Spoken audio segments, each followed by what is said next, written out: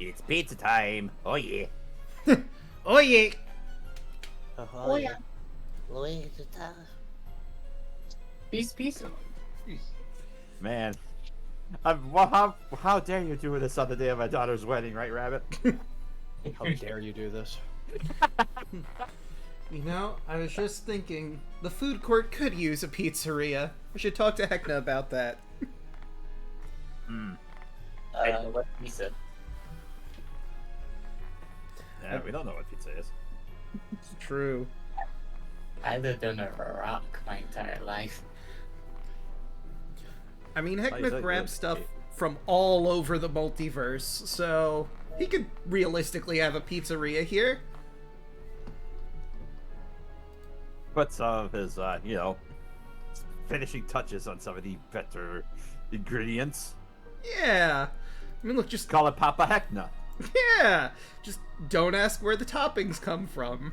You don't want to know. Oh my god, that guy What can't- cheese did you use? This is amazing. It's What? definitely a mammal. I can confirm that. Oh god, it's just Bosco in the corner just getting milked. Oh god. It's bear cheese. Oh god. God. No. Absolutely not. Oh my God. Oh my god, I gave myself a spit take after that. Bosco the bear running around giving everybody pizza. Here, take this. You're gonna like it. Bear cheese. Are you sure? Yes. Eat it. Look, we all know he wasn't chased after every pizza, right? He just chased after Chicago deep dish pizza. I mean, you raise a point.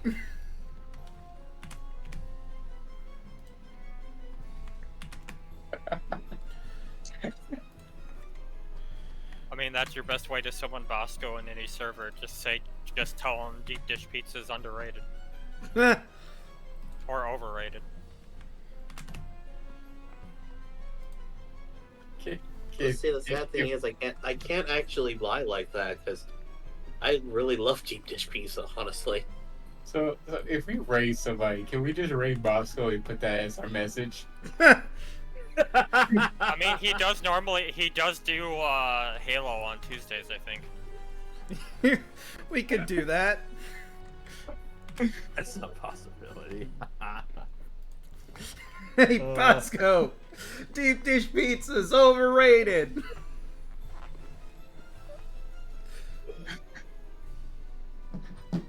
Probably just bat an eye before internally just giving, excuse you.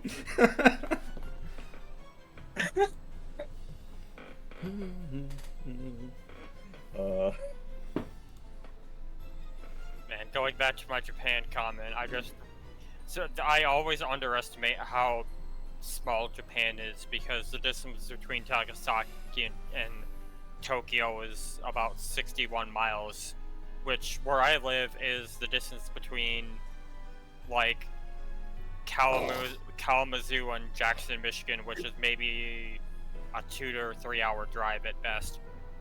Where I live, 63 at miles will worst. get you from one end of the DFW area to the other end of the DFW area.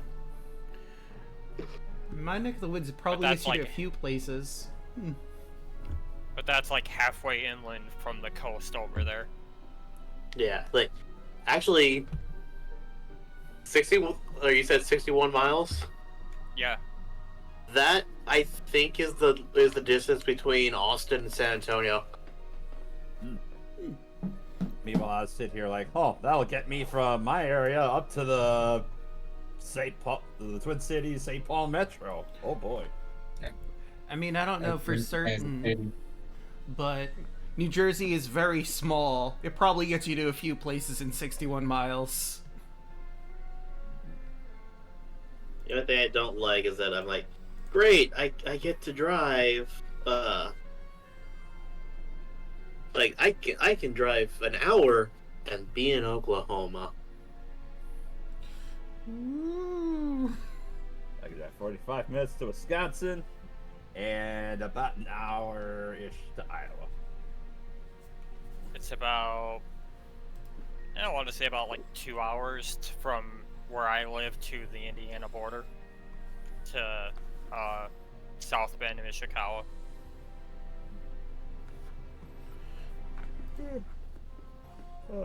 Excuse me. Oh, as much as... Oh. I was gonna say, as much as I'd like to continue rambling on about travel, Oh. I think it's a good time to, well, just kind of scared about Heckna. Honestly, I'm gonna start the session. Just bolt rip the band-aid off and get this over with, right? Yeah. boss? Might as well. And I was saying, excuse me, because I had a very quiet burp. I wasn't trying to interrupt you. Oh, But you are excused. But anyway, as you so rightly point out, I believe it's time for us to get properly started. So, without further ado, ladies and gentlemen, and everyone in between or outside of, I give you the host with the most attractive and well-spoken, magnificent clown in all of the multiverse, the founder and creator of the Revelia, the one, the only, Heckna!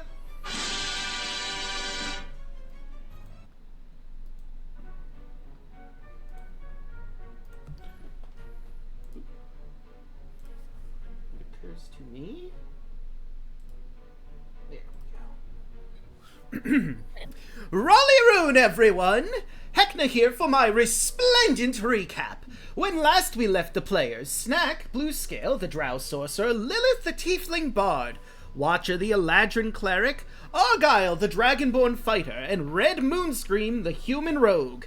Lilith got herself a unicorn animatronic mount to round out the party. They named their new pets and rode them to the hostel for some well-deserved rest. While they were resting, I offered a deal to Snack, Red, and Watcher. For Snack, I offered to bring some people into the Revelia, for a good word to the rest of the party and the missing stick. For Red, I offered some tips and tricks for the Flophouse Casino. And to Watcher, a glade of his very own to do with as he saw fit. Entice him a little. Make them think of the possibilities. After their rest, they went into the forest, but I'm not quite sure what they did out there. But eventually they found themselves at the abandoned Shattered Station, where they met Watt, but sadly I couldn't hear what they talked about or did inside, which honestly makes it really hard for me to do these recaps. They should be more considerate to me. Well, after they left the station, I had an announcement to make. Conrad was in my clutches, thanks to Scooter von Snooter. And now, myself, Sophie, and Scooter are going to spend all the time we need to extract the location of my missing stick. Will the players get their hands on my stick before we beat its location out of Conrad? Let's find out. Oh God, it burns! Take it away, Draco! Giggity. Oof. Oh, poor Conrad. So, just to double check, we heard everything you just said, right? Mm-hmm.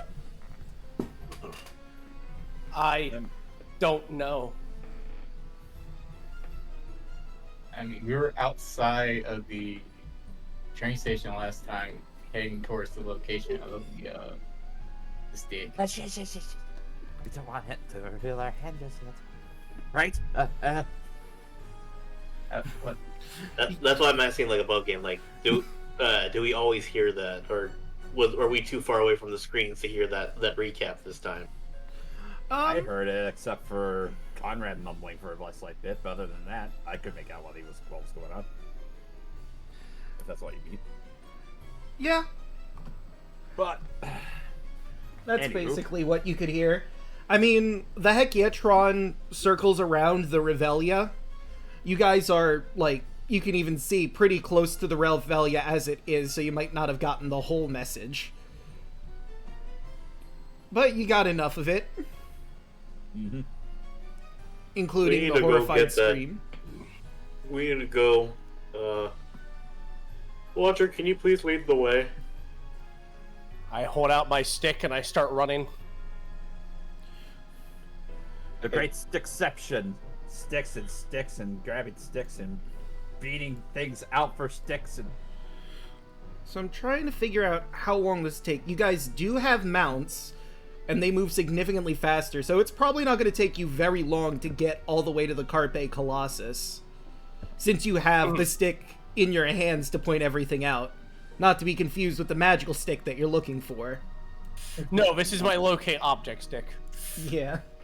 A completely different stick. Magical, but not that magical stick. Yeah. So I'm just gonna move you all over there. Before we continue, thank you, Robot, for the 100 bits. Last week's quote of the session went to Rabbit for, "He's reached stage 6 clowning." Stage 6 clowning. When you get to stage 7, there's just no going back. Nah. I mean, some would argue there's not even coming back from, stage 6, but stage 7 is much worse. That's just game over. But you make your way to the Carpe Colossus, which is a very bizarre looking thing. It's a very large wooden crate that has protruding from its top a thick arm. The arm twists to open its expansive palm, and 3 revelers eagerly climb onto it. When they're settled, the fingers fold around them, not too tight to squeeze them, obviously, and the arm begins flailing wildly as the revelers whoop and scream. This goes on for, I believe, about a minute? After 1 minute... Yeah, it goes for a minute, and then the hand lets them down, and it's free for whoever's next in line. But allow me to show you basically what you're looking at here. That is horrible. Ooh. It is a very large case, and to the left you can see a woman there. She has white hair, is wearing sort of like the classical vampire cape, but with a bit of modern aesthetic added to it. It's leather, but it's the same similar colors and styling of the classic vampire outfit. Well, see that just says, well, if the hand's that big, I'm in fear to see what's going on inside of the box. Now, you haven't gotten close enough to properly get into the ride yet, because I imagine the first thing you want to do is look around before having to deal with the ride runner and whatever's in that box. Yeah. So, anyone who wants to can roll me just a quick perception or investigation check. I am very perceptive. I'll do it. Well, that's one. Goddamn! I see everything. Even though I know you we don't have to roll after that, but fuck it. Wow. That's one on the other side. I just realized that, I'm not under the effects of the funnel vision, I believe, so that would be a 6. Perception. Oh wait, I forgot I'm to okay mention... with that 13, but I'm just like, goddamn, that 24 on the other side would have been funny too. Well, I forgot to mention you would have advantage because you know that there's probably a symbol or something here that Conrad put. Oh! So, that's 2 Okay. nat 20s, and... 3 nat Well, that's 20s! 3 now. It's a regular natural 20 parade up in here. And that's, 21. Yours truly. You want that stick? So, you're all paying close attention to the crate and looking for any possible identification of where the stick might be. And you notice, carved into the bottom of the crate is Conrad's symbol, probably marking where he stashed the stick. Of course, it's going to be a bit difficult to get there with the proprietor of the ride actively getting people on and off, and she's probably going to notice people wandering around the back of the crate or going to the crate instead of, the ride, unless you can distract her somehow.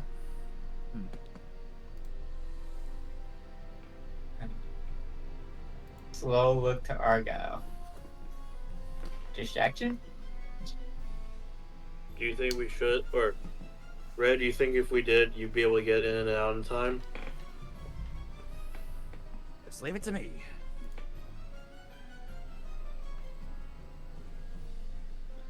All right, let's do this. I'm gonna crack this thing. I think so. What? Me and Stack are just gonna walk up to the arm. Yeah, you walk up to the front where the proprietor introduces herself as Alice Butterbeans. Would you like to take a ride on the Carpe Colossus?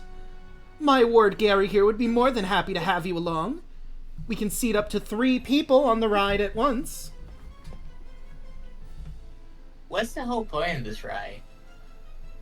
Oh, well, you sit in Gary's hand and he rings you around, and it's really fast and fun, and though admittedly I am a bit biased. What do you mean by bias? Oh, well, you see, I raised Gary ever since he came into the Revelia, and I see myself as his mother, basically. Oh, what's scary? Oh, well, Gary's a very large individual. As she's talking, I wave to Red. As at the moment that she said that, Snack said, "Oh, what bias?" and Alice started talking, he would totally be sneaking off to try and look for the stick. Alright. So, roll me stealth, and I'll Alright. look for her. I think Oh. Would I get advantage considering the distraction? I'd say yeah. Alright, try again.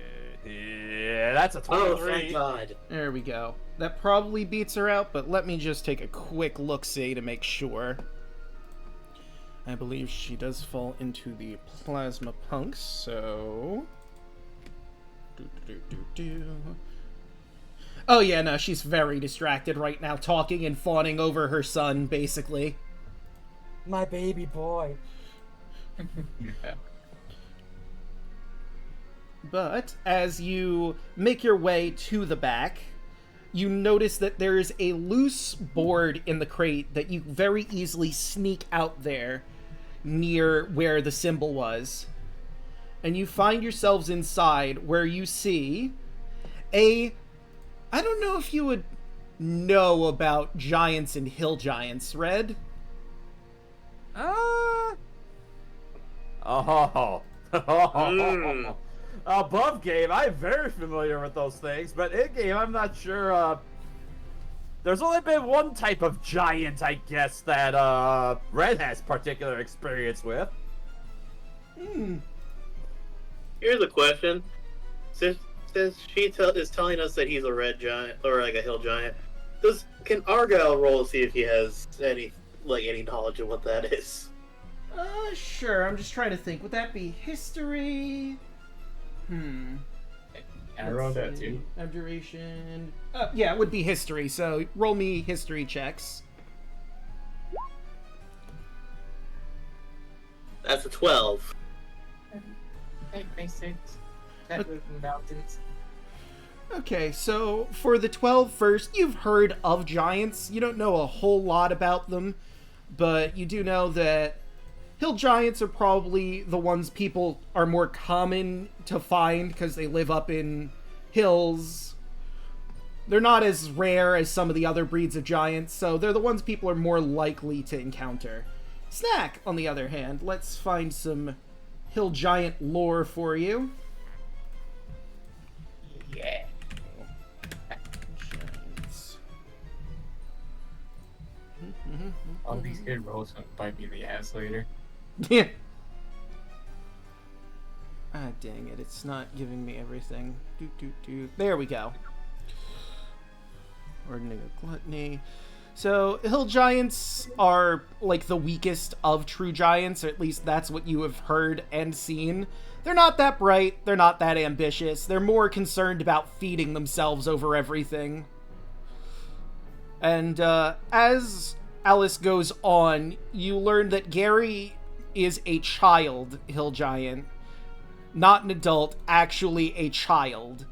So, when Alice learned about that, she basically adopted him on the spot and decided to take care of him from that point on. What was intended for Gary before then is unclear, but all they really care about is food. Since he's a child, he probably cares about, you know, things children care about: eating, playing, that sort of thing. You get the impression that this is seen as like a game, that he's throwing people around like this. Obviously, safe as it can be. There's no restraints on his hand. You just grab one for dear life and hope to God that you don't get flung across the Revelia. Why is he in a box? Oh, well, it's a lot easier for him in the box. See, because of his size, he can't roam as freely all over the place due to the fact that he might break things. And he likes quiet, and the Revelia's a bit of a noisy place. Oh, so it muffles out all the sounds. Exactly, yes.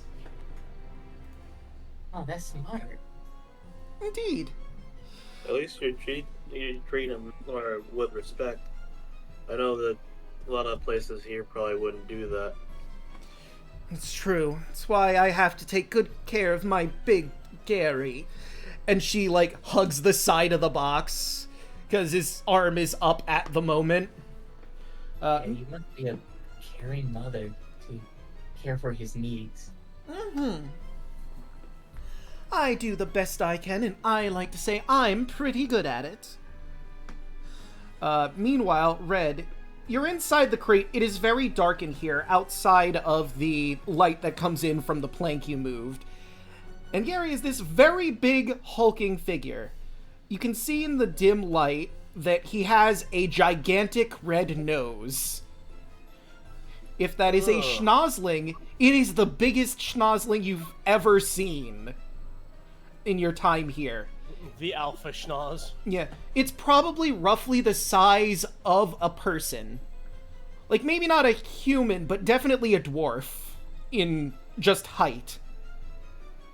Just imagine the sound of a violin string breaking as like, as Red just is kind of like, oh, goody. As he's trying to look around and see if he can find the stick. You do notice the stick. It's in Gary's other hand that's inside the crate, and he's currently giggling and poking himself between his toes with it. Seems he found a toy. Oh, lovely. How?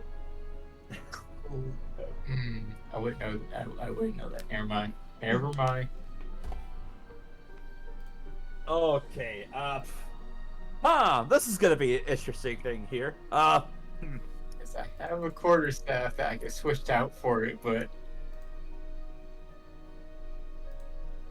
I don't know this.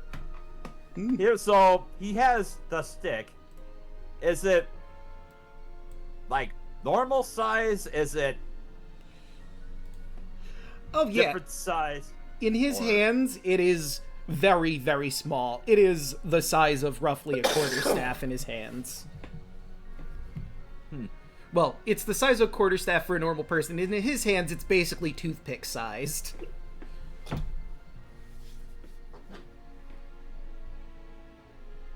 Congratulations, you gotta steal it from a giant. Challenge accepted.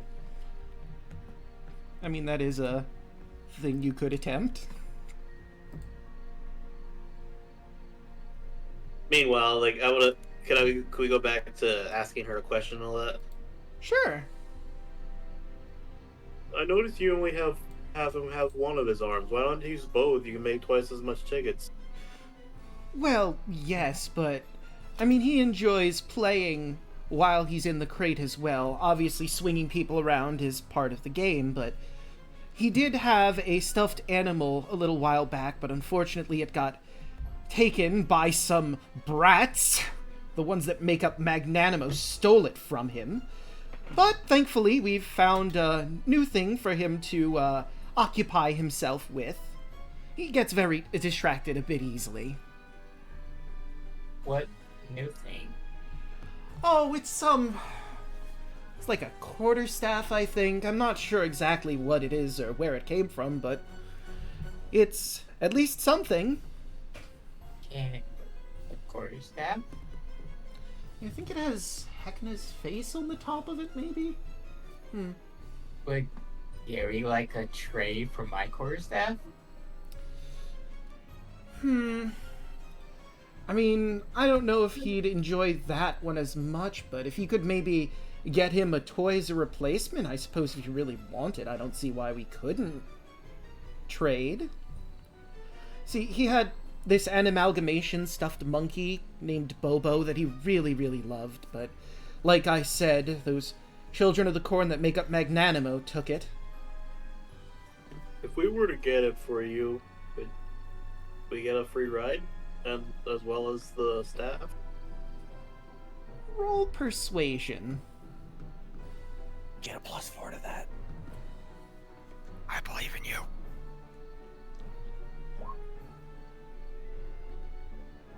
Dang it. Oh, we need to see the +4. Yeah, hang on. And a Bardic Inspiration, so DA as well. So it's a 10.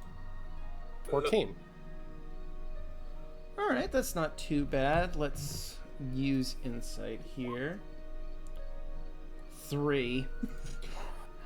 I don't see why not. I could give you one free ride and the stick if Gary agrees with it, and she'll knock on the case. Huh? What? Gary, these nice people are thinking about getting you Bobo back. Or another toy. If you want to give them the stick, you go, oh boy! Bobo! Yay! Upon hearing the giant child going, yay, Bobo, that's gonna attempt to sneak back out. I'll give you another stealth with advantage because he's very excited about the possibility of getting Bobo back. I mean, it's the best that we can do. Oh, you're 25, fine. baby. Rogue Slink back to the still. shadows. He's like Rogue dancing still. around in there. Super excited. Red just Homer Simpson right back through the crack. Yeah. And I put the board back when I found it. Oh, absolutely. So they're out. But, where are these people that stole Bobo from? We just gotta look for the children of the candy corn again, right? Well, they're specifically at the souvenir shop. Like I said, they make up Magnanimo. I don't know if you've been to the souvenir shop, but I shake my head no. there are 3 children of the corn that stand on each other's shoulders and comprise a single entity they call Magnanimo. They're not very good at hiding it, but it's none of my business, really. That's what they want to do and how they want to run their shop, I guess.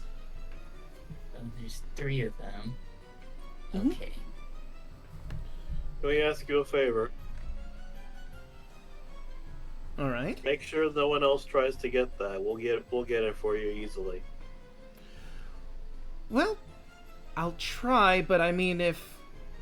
I don't know why he would, but I guess if Heckna himself were to come here, I couldn't exactly say no. I don't have too much love for him, but, I mean, he does run the Revelian, and he does let me take care of Gary, so I'm kind of indebted to him in that sense. I guess that makes sense. Oh, where is this located at? Oh, it's the, balloon-shaped building near the, main run thoroughfare. Above game, this one. Yeah, over by the lost and found. Yep. Gotcha. Also... Hey guys. Oh, go ahead. Red, since you saw him, I'd like to show you what Gary looks like in the case. Oh, Look at that. Look at that little guy. Yeah, he's just a little guy. oh God! And I see the schnozzlings crawling all over him. Yeah. Mm-hmm. But yeah, that's Gary. Such a good boy. Just ask Alice. Sure. No, All right. we need to head back to the candy shop. We need to. Let's take inventory. Who has candy right now? Because I have 3 candy rations. But Well, the best way to do this is to get at least 6 Gertrude Wonderments and then haggle for it. that's a good idea. And after all, I still owe you for your cut. I still owe you a cotton candy as well. I promised one. It's a little tourist watcher. Watcher will regard you. Hey, let's make haste, guys. Faster we get this done, faster we get this take. I nod, and I don't know how to pantomime souvenir shop, actually. Now that I that's think a bit about of a it. tough one, huh? Yeah, trust me, that's a toughie. Probably pantomime tickets exchanging hands for a shop. I swear, Alright. Snack gonna become a candy drug dealer. Just a humble cotton candy drug dealer. Yeah, I mean, what is candy but a legal drug?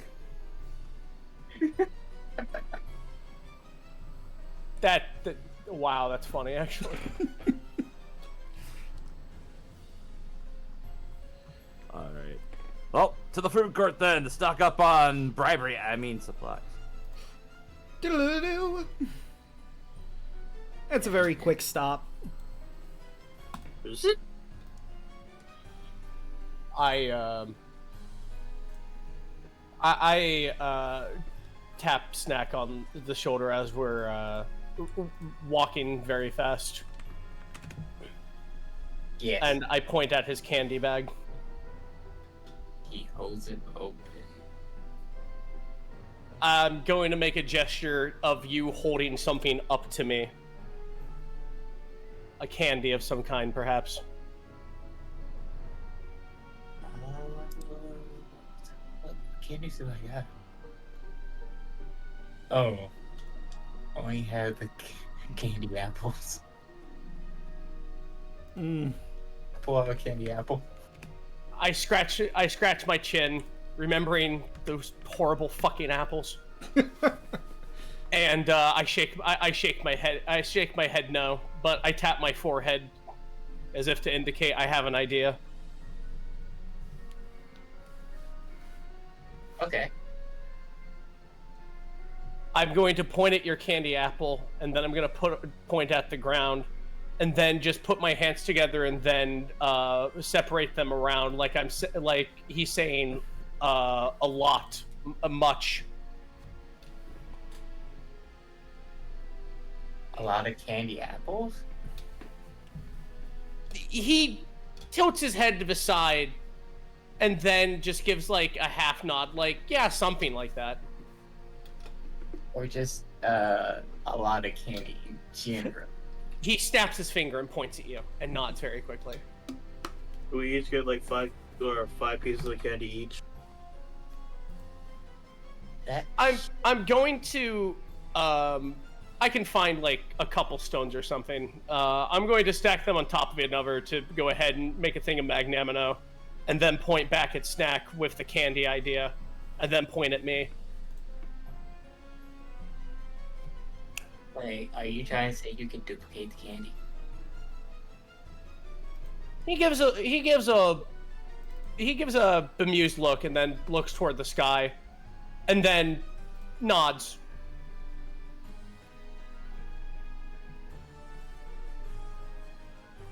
Snack grins. Alright. Okay, cool. Cool.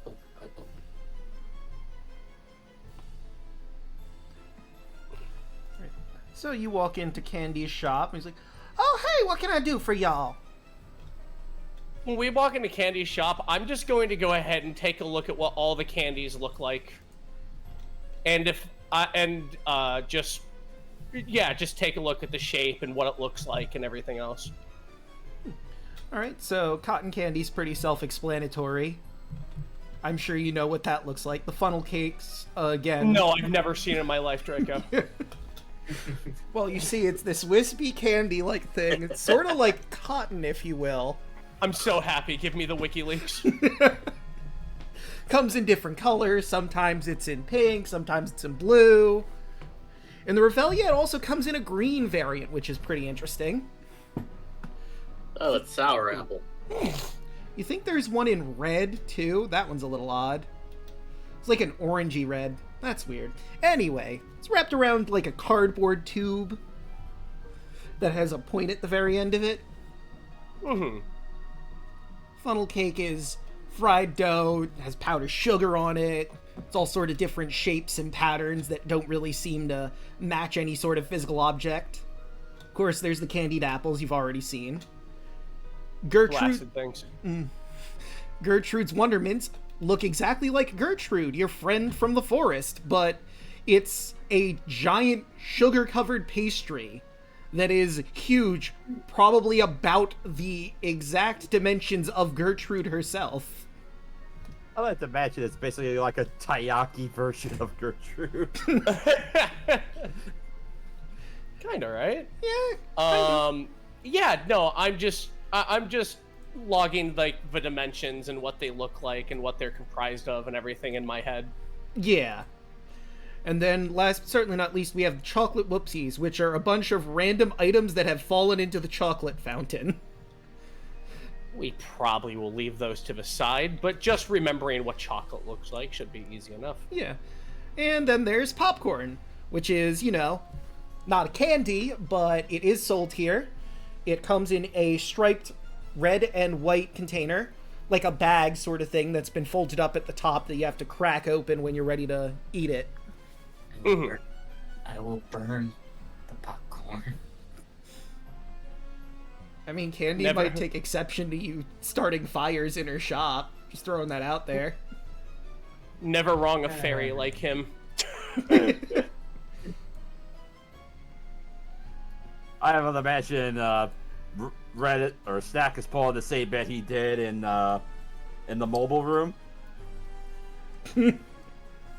As he just burns up a light and his hands are just kind of beaming with fire. Just Red's just like, no, no, no. Fine.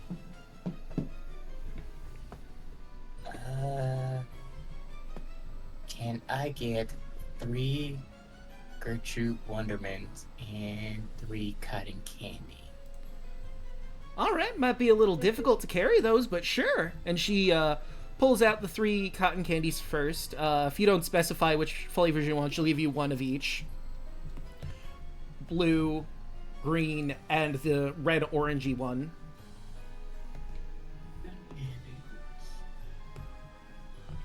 And 3 chocolates. I'm not chocolate. Gertrude Wonderments. And it is a bit difficult to hold all those, but I imagine you're gonna just shove them into the bag of holding once you get them. Oh, he says just leave them on the On the counter. on the counter. And then when she brings them all, he just open his bag and just scoop them in and drop down the 9 tickets. Alright, and she will gladly take that. Y'all come back now. Well, hold on. I was waiting for him to order because I owe him. So another cotton candy, and then can I also get a funnel cake? Oh, sure. I mean, that was just to him. I assumed you might grab something as well. And she'll grab you the traditional pink cotton candy and 1 funnel cake. Here you go, Snack. The deal's a deal. He grabs that, put it in the bag, or cotton candies. And that My one's turn. for you, not for them. Hello, Candy. I would like a funnel cake, 1 Gertrude's Wonderment, and also a cotton candy. Blue. Alright, sure can do. And sure enough, she grabs you your cotton candy, your Gertrude Wonderment. Alright, that'll drop me from 11 to 3 tickets, and Red does an about face and hands snack, the Gertrude's Wonderment, and the cotton candy. Place it in the bags. That's 4. That's 5. Lilith is not here, but I'm going, since we're in the area of the food court, she's going to wander over to Felix's, because I need to get another, one of the cream soda potions, because I used both of mine from that one fight. And I'm also, because nobody has water yet, I'm gonna buy one of the teehees. Alright. And sure enough... Ah, hello there! Let me just get that for you. And he will hand you a cream soda potion, and you are given a cracked porcelain teacup with a lovely hot tea inside. It smells very good. Yeah. She will salute him. No, nobody's bought this yet. I'm curious. Well? Talking about the tea. Well, if you're interested, bottoms up. And because I have to sacrifice myself for comedy, I'm just gonna down it. Alright. You take a swig, and I need you to make me a wisdom saving throw. Ah, good. Can't wait to see how bad this goes. That's an 8. You break out in laughter. You are now under the effect of contagious laughter for 1 hour. Ah, that's what I figured. It was either that or I was going to be able to cast Tasha's Hideous Laughter. Those were my 2 options that I was thinking of. Yep. But oh man. Boy, that was funny. Oh god, I can't stop laughing. Tee-hee. Oh, that's so good. Oh no. Oh god. Tears are running down her face, and anybody who's like out in the food court area will just see Lola stumble out of the. She's put away the cream soda potion, but you'll just see her stumble out of Felix's, just laughing uncontrollably. So, let me refamiliarize you with this spell, because this is a Heckna exclusive spell. Contagious Laughter. Basically, normally how it works is you tell a side-splitting joke to a creature that can hear you within range. The target must succeed wisdom saving throw or contract the disease known as ceaseless laughter for the spell's duration. In this instance, because you drank a tee-hee and it gave you this spell, we're just going with tee-hee itself being a pun is what triggers the joke. A creature infected with the disease continuously laughs and chuckles whenever it's conscious. For about an hour. It cannot communicate verbally nor produce verbal components for spells. A creature can attempt to suppress the laughter by taking a bonus action on each of its turns by making a DC 15 con save. On a success, you suppress the laughter until the start of your next turn and can communicate normally. Additionally, as an action, while the creature can communicate verbally, it can tell the joke to another willing creature within 60 feet that can hear it. Doing so will transfer the disease to the recipient of the joke, which continues until the duration ends. At the end of the effect on the original target will end. So you just gotta tell someone this really funny joke you heard, and that'll get rid of it. I wish I knew that. Wow. I really wish I knew that we could cast the homie. I mean, that is a spell you could theoretically... Well, certain classes can get access to it. I need to look at the clown magic list to see who can and can't, but... I can learn that. Nice. It's a fun spell. Mm-hmm. Yeah. So yeah, Lilith is basically just on the floor laughing. Not stopping. And I have updated the food court to include that information. If, any of you want to make yourself laugh hysterically for an hour anytime soon. Oh, been there, done that.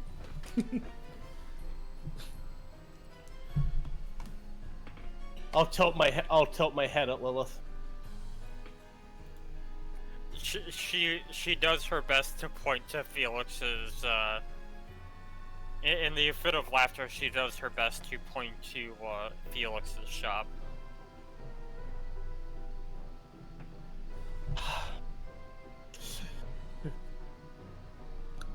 He'll point at himself, and then point at you, and then make a feigning laughing motion, and basically make a motion of his hand like it's drifting away.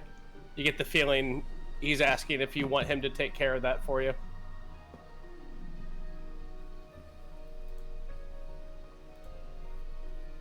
She gives a very quick thumbs up, yes. In a flourish, Watcher will pull one of the flowers in his hair. It's a white one. And he will go ahead and blow it in your direction. And the petals will blast towards you. Smells nice. And lesser restoration. And sure enough, that cures your contagious laughter. Finally, you calm down. Thanks. I'll make a motion of a shape of a bottle with my finger and ask if you still have it. Like, I'll make the motion and then I'll just and then I'll just like point at you. She holds up the teacup. Don't drink the tea. Watcher will point at that, and then point kind of pointedly at you, and then shake his head slowly. I was curious, okay. It was really that funny? I give you a wag of my finger as if to say that's dangerous here. Huh. By the way, like, Argyle heard it, he just completely no-sold it.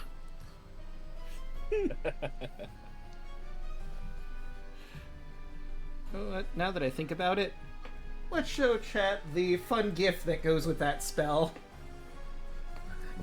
I got all these because I supported the Kickstarter, and I just imported them into Roll20. But yeah, that's the GIF for Contagious Laughter. I think it's funny, honestly. It really is. No, I don't want to. I only got 2 tickets left. I don't want to waste it. You want to know what's funny about that? What? Like, that spell's really good, but I can't see Watcher ever using it. Yeah, probably not. Especially when he's half mute. the time if he can't talk. Gotta tell a funny joke while you're mute. Easy. Well, no, it would even be funnier in Winterphase, because if he could talk, he'd be like, "What do you say to the clown? Whap whap, nothing. You already hit him twice."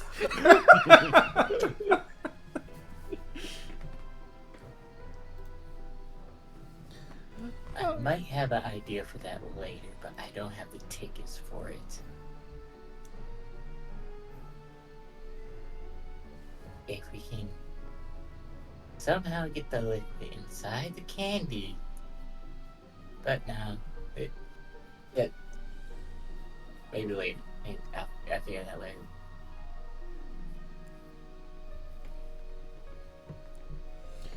Alright, so next stop is the souvenir shop, correct?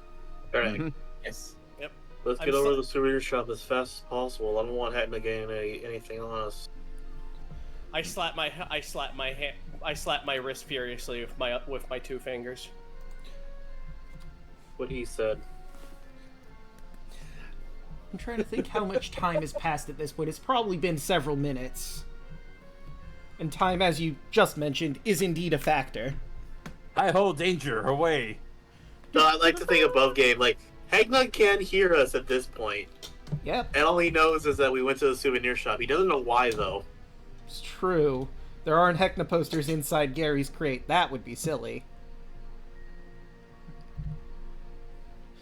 But before you stands a shop shaped like a giant red balloon, lying on its side. The neck of the balloon acts as an entryway into the one-room shop. Inside, the rubbery red walls cast a faint red glow over everything. The shop is a mess. Dozens of shelves are set up in a zigzag formation, and precariously laden with paper masks, stuffed animals, and more. Behind the counter, covered in graffiti, is a tall figure in a lavish, grubby cloak, and a tall red hat. The figure holds a candy cane in one hand and a knife in the other. A third little grubby hand pokes out from the middle of the cloak and grabs some chocolate from the top of the counter, pulling the chocolate back into the folds of the cloak. And allow me to show you the art of Magnanimo.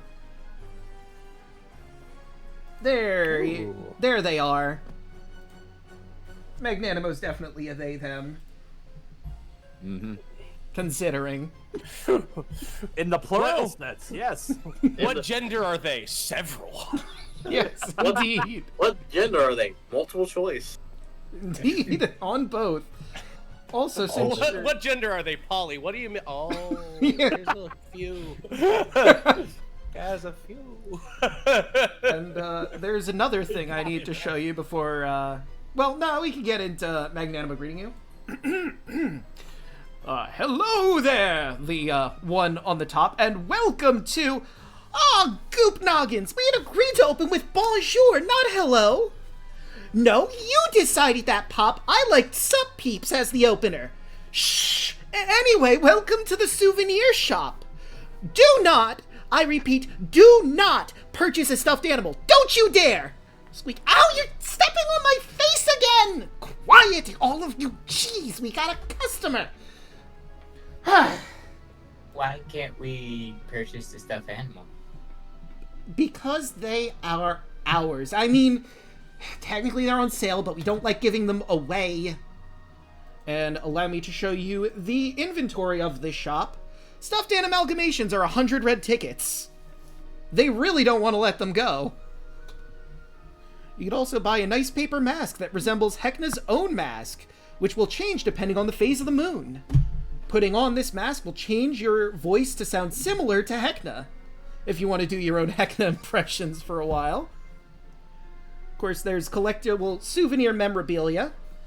These items are all different random assortments of mugs, plates, teaspoons, bowls, and other small commemorative items that are all quite dirty and chipped. Notably, none of them seem to come from the Revelian, and therefore they all count as trinkets if you want to spend 3 to exchange one for a lock lore. Some of them depict very minor commemorations, such as a politician's firing or the birth of the village's 1000th baby. There's a t-shirt. This red t-shirt displays a sad clown under the words, "I went to the Revelian and all I got was poisoned." The t-shirt...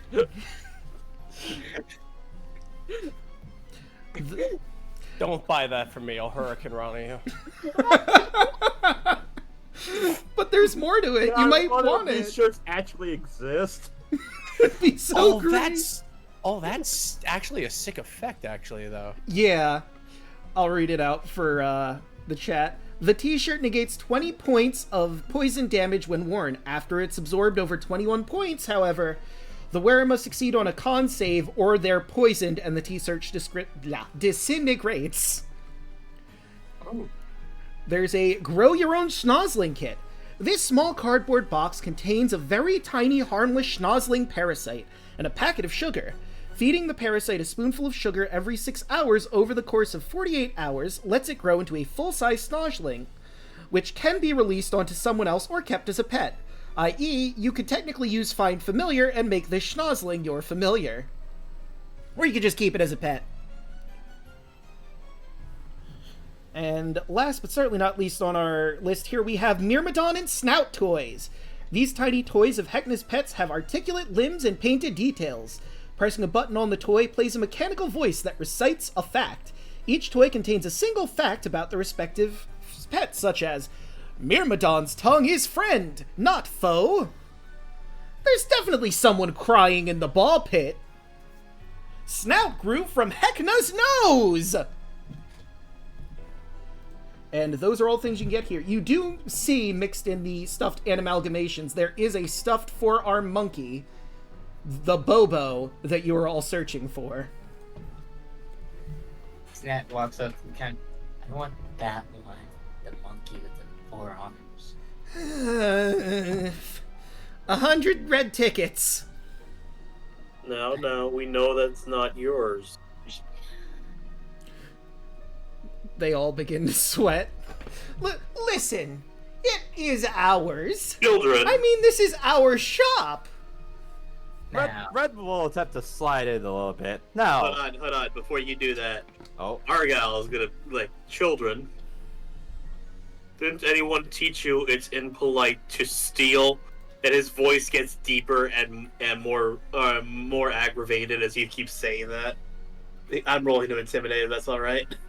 Oh, absolutely. +4. D4. 13. +4. Yep, I'm doing it. 15. 15. Oh wait, that was intelligence. That was the wrong roll. Let's try again. Count it as a 10. Well, never mind. Still good. Listen, it was ours to begin with. No, it was not. children, We know whose it was. we would We're like here to make, get it back. We'd like to make a trade with you for it. Yeah. You took the words right out of my mouth, Snack. Yeah. Now, You know, just to kind of keep this hush-hush, we'll trade you some candy for it, for the opportunity to give it back. Consider it a finder's fee that we'll be giving you for it. And Red just kind of winks. As he also shoulders up his spare Gertrude. Gertrude's wonderment that he's been carrying around this whole time. They look at your offering, goes, 1 second, I need to confer with myself. And they turn around really quick. And you notice him slump down a bit, or I'm sorry, them slump down a little bit, and there's some muttering going on. I mean, it's good candy. I mean, They're looked down right now, right? yeah. Cool. Watcher looks at Snack and the candy offering, and then he lightly claps his hands together and gives Snack a smirk that says, "Check this shit out." Oh my god. I am creating 45 pounds of candy. Oh my god. now, kids. Now, this big stack of candy here, about, what do you say, Watcher, would be, 45 pounds worth of candy? It'd be all yours for the monkey.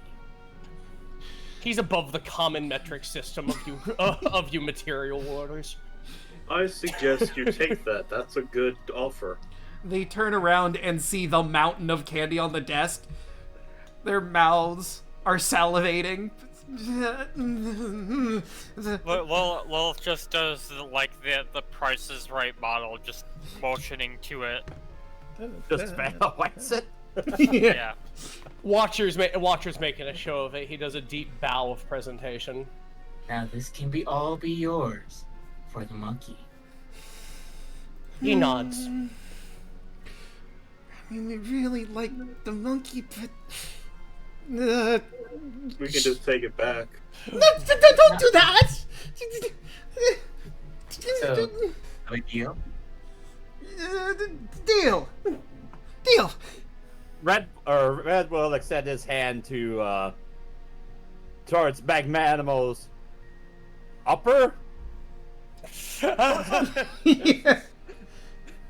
Whichever one counts as the arm. Yeah, whichever one will reach his hand first, I guess. I know. Wait, which one of you non-binary finaries plays the role of the arm today? So, That's a good one. fun fact, individually they do have pronouns, but as Magnanimo, they are they, them. There's the top one who is he, him, the middle one is she, they, and the bottom one is she, her. Huh. But, I learn a little bit more of gender when I play this cursed campaign. Who knew? Gender balanced, pronoun neutral, and ethnically diverse. so, This place may be a nightmare world, but I am enriching. yeah. Look, I'm very equal opportunity here in the Revelia. I don't care what pronouns you go by as long as you're having fun! Titania's like, that's the only thing we agree on. Yeah. Like the two of them look at each other begrudgingly. Nod. Excellent. The deal is done. All right. They As, look at each other. I hate it when you make sense. all right, so Red will walk over to the shelf and he will grab the monkey. I may be a megalomaniac, but I'm not a bigot. Yeah. This has... That is very Joker. Wait a minute, you're a Nazi? Look, I may be insane, but I'm not a Nazi. My favorite Joker line of all time. Yeah. It's so good. Alright, but Something sure to say enough. about that, but we got time. It's like time is of the essence. I'll say in a break. Mm. The moment you grab the monkey, Watcher is doing a very fast back shuffle. All right. Snack looks at how Thank you, Magnamo, for your wonderful business. how fast can you guys run? He does a flourish before they leave, and a bunch of flowers follow his footsteps. Well, And then he also, leaves very fast because time Red is Mountain. I was gonna Red say, is mounted on remember, danger you and do rides have stuff. the mounts. There's no reason you Oh shouldn't yeah, use them. I'm sorry. I'm so used to running. Yeah. I'm running with horse. You run, you notice your unicorn galloping at you, go, all right, and hop on Right. board. I'm so used to just being a waste rider. This is just. I got 40 feet of movement, and I also have step over wind. That's why I was asking. I will say, too, while you're leaving the souvenir shop, you see Magnanimo basically disassemble themselves and just attack the candy on the shelf immediately. Just ravenous. Again, like a shark in a blood frenzy on the candy. Go, go, go, go, go, go, go, go, go, go. And Snack just starts running and jumps on Sweet. Take off. I've made 45 pounds of candy that'll hold him for, I think, at least 6 seconds. Or 24 hours, whichever comes first. Yeah. I mean, depends on how fast they can eat. They aren't exactly what you'd call human. Human. Yes. Hey, I'm one of those. Not that. But can they get diabetes? I don't think so. I think they're fuck immune no. to This it. is the Revelia. I'll tell you They, what. they are born and raised on sugar. Yeah, I think their diet is primarily candy, if we're being honest here. They hear about diabetes and go, well, that's a shame. How do you live? Oh my god, that sounds like my friend's kid. I'm sure we gave you two, but first one was for Snickers today. You don't. Wait, you don't eat all the candy? Yeah. Why live? Oh my god. It's a legitimate question. Why even? But Alright. Be right back to Alice. sure enough, you make it. I'm gonna say it's probably been at this point about 45 minutes, give or take. And you hurry all the way back to the crate, and you have Bobo in your hands. Oh! Bobo. Yes, Red will dismount and he will present Bobo to Alice. Hey, big guy, look what we got for you. She will gratefully take it and then hand it over to Gary's big hand, who pulls inside the box. Bobo! Yay! Now, Gary, we promised them the stick in exchange for that, and you hear some shuffling around, and his hand comes back out, and very tiny in his fingertips, but normal sized for all of you, is the stick. Snack will grab the stick and immediately put it in his bag of holding. Okay. Thank you, Gary. And he'll wave. Thank you for Bobo. He gives a very grateful smile and bows to the plasma punk running the stand. I didn't catch the name. Alice Butterbean. Alice. He bows very cordially to Alice, and again towards the Gary box, I'll call it. Well, No Red, problem, since you Gary. help, or Watcher, Red, as as he thinks about a second. Wait, I'm Red. Snack. Yeah, I am Snack that smiles back. It's okay. Tensions are hot. Tensions are high. So, about that free ride. Absolutely. Like I said, Gary can hold up to 3 people at a time, so who would like to get on the Carpe Colossus? And Gary's hand opens up and goes down on the ground, so anyone who wants to can get in. She'll also mentioned you have 30 seconds to get yourselves secured in the hand before he starts the ride, so pick your positions carefully and how you're going to grapple onto this hand to not get flung across the Revelia. Wait, did you say grappling? Yes. Yeah, that's not for me. I'm gonna pull a trick for my mom and just pull out a book and read while you guys do that. Have fun on the ride, sweetie. Yeah, I just heard make an athletics check, and I'm like, nah, it's a -1. I don't know if you knew this, but I do court politics. I don't do waves hand. Well, I will say this. So, like, you gotta find a place and grab on, but for the ride, you need to make con saves. Oh, I'm definitely getting on then. 2 con. Nuh-uh. 5 con. I'm definitely 1 getting con, on. no. 1 con. Nah, I'm a gambling man. Let's try it. Right, so... And Red will attempt to, let's see, where will he attempt to grab on? I guess he'll try to grab on... kind of between around the index and middle finger? Kind of right in that range? Gotcha. Snap grapple his thumb. Lilith will be playing appropriate music with her guitar. Alright, so... Carnival music, let's go. So it's just the Just for- 2 of you just- getting on, or is Argyle also getting on? Argyle's getting on. I didn't know if someone else had called it before me. Okay. But I go was like, ahead. Just for punctuation, that's a 17 in performance. Alright. Playing some wacky... Honestly, what immediately plays in my head is Benny Hill music. While he's swinging his arm around. But sure enough, 30 seconds passes, the arm closes, or his hand closes into a loose cage-like formation. So, you know, you're secure, air quotes, or as secure as you're gonna get at this point, and he starts flailing you around in the air, and I need Argyle, Snack, and Red to make a con save. That's a 4. Mine was a 22. Don't worry, Red. I know Animate Dead. Yeah. So, Argyle and Snack, you managed to hold down the food you've been eating. Red, on the other hand, you feel very, very sick from the rapid, unpredictable movements. You are now poisoned. Yep. If I can, I'm gonna say it like this: Argyle is having the time of his frickin' life on this roller coaster ride. And Like he is so happy about this. And Red, you are poisoned for 10 minutes.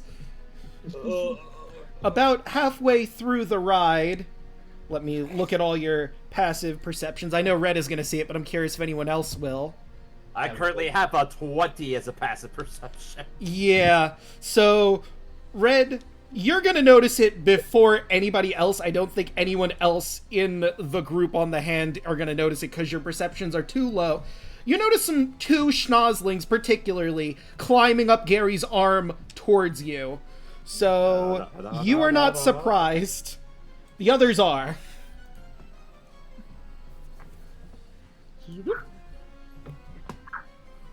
Oh, I clicked the wrong thing.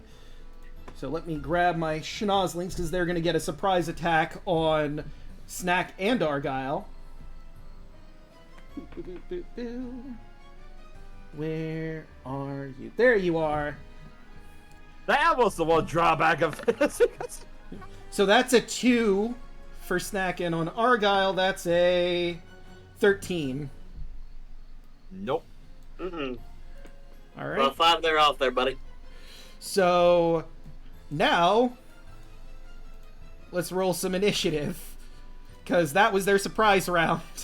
Is this as the ride's going on, or? Oh, absolutely it is. Oh, okay.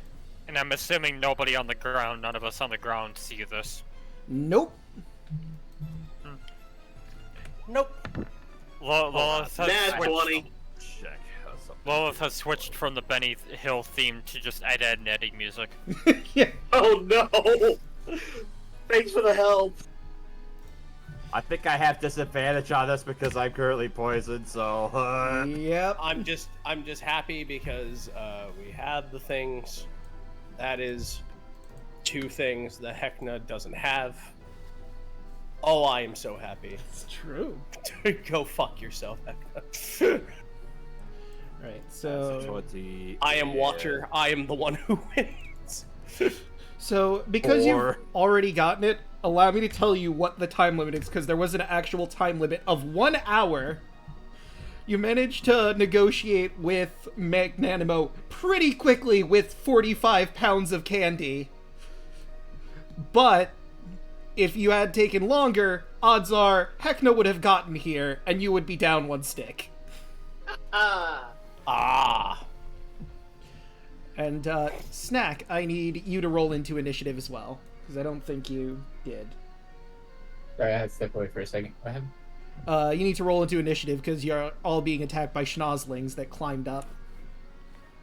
Schnozzlings. Alright, so, Argyle, you're first. You're hanging on for dear life while the ride is going on, but you could maybe manage to swing a weapon at one of them. I mean, I don't need my hands to do a breath weapon. Also true. Just Although keep in mind, Gary would be collateral damage in this instance, because you're breathing your breath weapon in his hand. actually, can I just grab it as Snozzling and do shocking grasp? Yeah, I don't see why you couldn't. You would be able to have a free handoff. That's a shocking grasp. That sort of thing. Damn it. That's a 6. Yeah, 6 isn't gonna do it, however. That 21 on the other side. God damn. Yeah. So now the schnozzlings go again, and they're once again gonna try and clown the 2 of you. I think the other one of them's gonna try and go for red this time. Nope. And then the other for Snack, that's a 13. Nope. Dang, these schnozzlings just can't seem to get a hold of you. But, Red, you're up. I wonder if it's because of a freakishly undulating arm. Yeah. That a wacky, wailing, inflatable arm of a hill giant baby. I don't know where I was gonna go with that, but... Alright. Well, feeling rather queasy. Red's gonna stab, gonna close the schnozzling. An 11? An 11 is not going to hit. You're just barely not hitting it. Red's gonna turn to Argyle and he's gonna say, Get those things off, will ya? And he's going to use his Master of Tactics to give the help action to Argyle on his turn. Alright. Snack.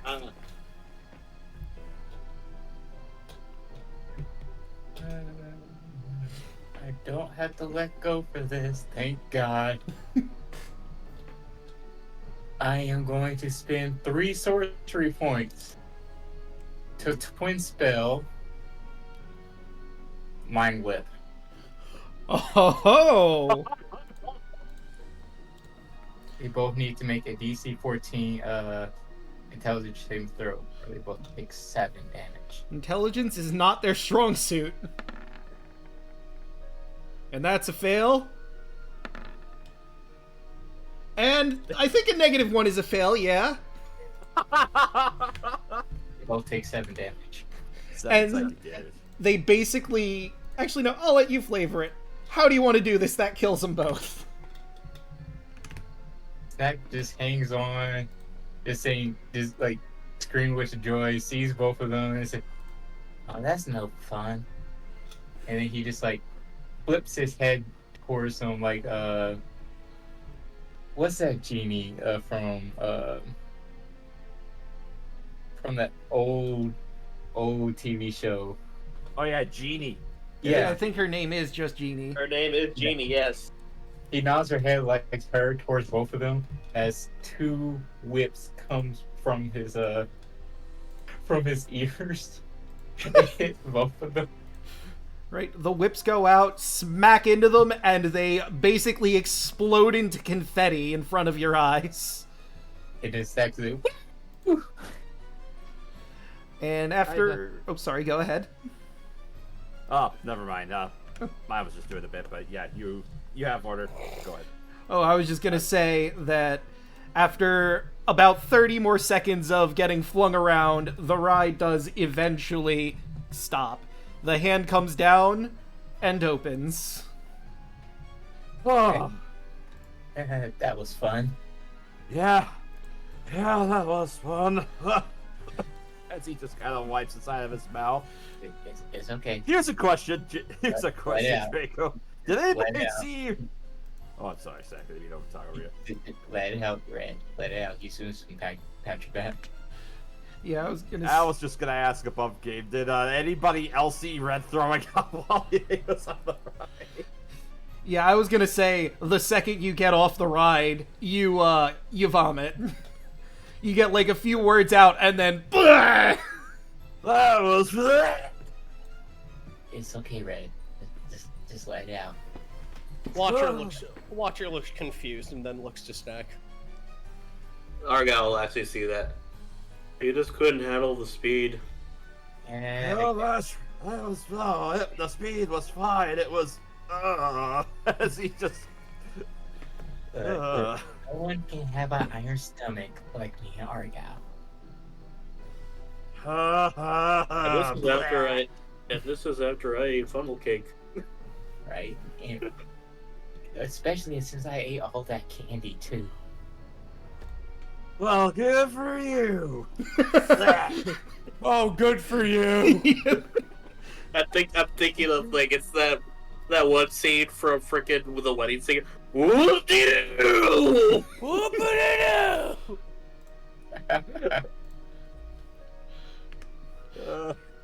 So, Red just kind of picks himself up. Oh, can you help me out with this a little bit? As you just see a couple of splatters on his on his that's white clothes. Nat snaps his finger to use prestidigitation. Oh, thank you. Are you done? Yeah, I think I am. Are you sure? There's always the second wind that normally comes. I mean, I feel just a bit. I just a bit. As he just kind of, that just spits a little bit, just. Yeah, I'm good. you still don't feel great, because like I said, 10 minutes you're gonna be feeling this. Oh, good. It's only 10 minutes. I'll have to. Yeah. Argyle just looks at them. Well, at least we had fun.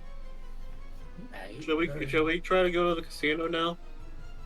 Like, he's saying that, but he's trying not to let Alex realize what we're doing. Yeah, sure.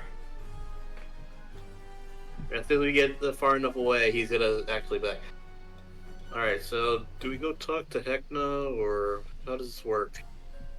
He looks at you and shakes his head no, and you say, "Let's talk to Heckna." I'm not giving this to him. I might beat him with it eventually, but not give it to him. Speaking of talking to people, did we want to talk to Cicero? He looks at you and then nods fervently. I know Watcher is keen on it. There's also, the toy maker. You still haven't gone to tell him you got the catch at all. Yeah, let's go to the toy maker immediately. Yeah. True. He can tell us what the stick can do too. Most likely. We nod. I mean, I nod. Not we. Oh no, I'm there's not- more in there I'm now. an I. Argyle does not, or nods, you can still say we. Because above game, Argyle he's smart enough to realize that we need this. He just doesn't know exactly what we're gonna do after we got it.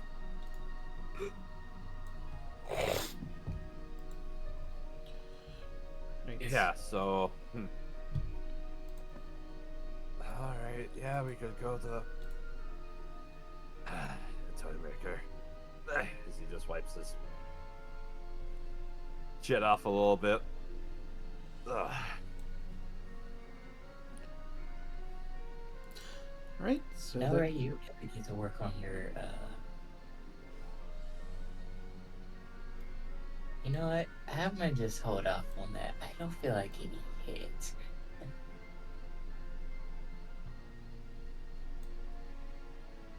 Okay. So, away we go. Lead As the the- way. As they're riding off, Red's actually gonna grab his cotton candy. Actually, no. No, he gave the cotton candy to Snack, so never mind. So... I didn't have to spend none of my money. Squints. Well, I was to watch it make mountain candy, so. While you're heading to the Conjure lost greater candy. Actually, let's put it like right there. So while you're on your way to the Lost and Found, you ride past a Jawbreaker who's carrying a bunch of balloons and has a beer. And before you get too far away, he goes, "Hey, wait a minute!" You notice there's a bit of beer spilled on him. You bumped into me, he points at Red. And spill drink, look, at least give me 5 tickets for the inconvenience. Oh, I'm sorry, friend. He just got off the ride with Gary. He's not feeling too well. I can clean you off for you. I use prestidigitation to clean him off. Alright. Roll a persuasion check real quick. See if Get a he'd be +4. willing. What's D for? Oh. Ooh. +4. Versus wisdom. 16. Alright. He lets out a sigh. Alright, no harm, I understand. Riding that big palooka's quite jarring for some folk. Really? I found it really fun. Yeah, it was fun. Yeah, it's fun, but I mean, some people just can't handle it, you know? Like your friend here clearly couldn't. Yeah, I can handle it, alright. Well, you did throw up. Ha ha. Well, just for your trouble, I go in my bag and I pull out a Gertrude Waterman and hand this to the Jawbreaker. You can have this. He looks at it. You know what? Fair enough. And he takes a bite out of basically Gertrude's neck because it's what he can get to because they're so large and unwieldy. And he walks off, juggling his beer, his balloons, and a Gertrude Wonderment.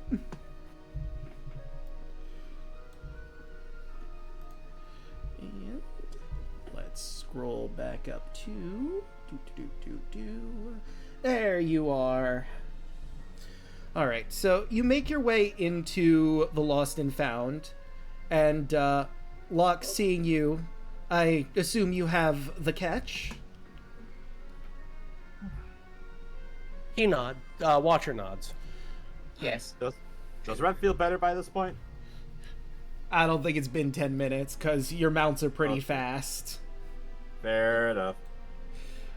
But as soon as you nod, he's going to pull out his little marionette and hit the button. And after a little bit, the toy maker comes in with Stefano. Ah, good to see you. Can you show me the catch, and I can verify if it is what we were looking for? Looks to Snack. Break it out of the bag, friend. I pull it out. All right. And upon studying it, yes, this is it. You see, this as well as 4 other items can be used for one of 2 purposes. One, they can be used in a battle against Heckna, as these items do have some power over him. or you can use these items in conjunction to help power the train to get us out of here. I trust your judgment on which you want to do. The catch in particular, and I will show you the catch. The catch is part of a set. The catch and the chair. It is a curved moonstone, and it is able to be tethered to the chair. It tethers the Revelia to whatever plane we're currently getting people from. Right now it's the material plane. This link will allow him to choose... this is why he can grab people from the other side of the barrier. But if you want to combine it with the chair, it makes a whole new magical item called the Bumper, which is a shield. Or you could combine it with the chair to help power the train and get through the barrier with it. The other items in the list are, of course, the stick, which was on the Hekyatron. And I will... Red? Oh, not red. Stack? You need this? He pulls it out. That's it exactly. You've been busy. Well, the stick is a quarterstaff that was once the long spoke from a wagon wheel. It has, obviously several bumps. When it's wielded, it changes its shape to match the wishes of the wielder. I believe when you saw Pinky using it, it was an axle and a cog. But you'll have to attune to it to get it to change its shape, so it's one of the only items that you'll be able to properly utilize without having to worry about people recognizing it. Above game, it will give you a +1 bonus to attack and damage rolls made with it. You deal an additional 10 bludgeoning damage on a critical hit, and the stick also deals an additional 2d8 force damage when used against Heckna specifically. My big stick. And when you attune to it, I will let you describe what it transforms into, because its appearance varies from user to user. It can be anything that isn't necessarily a weapon, per se. Like with the example before, it was a axle and a cog, but it could also be like a guitar, a table leg, an entire chair. A Titania body pillow. A Titania body pillow. If Watcher uses it, it could absolutely be that. No, he wouldn't. No, he would. Don't you put that evil on me. I was making a joke. Heckna would make it like Your that mom. just to make it more you more mad about that. I mean, let's be real. If Heckna's having it be any body pillow, it's going to be a body pillow of himself. It's true.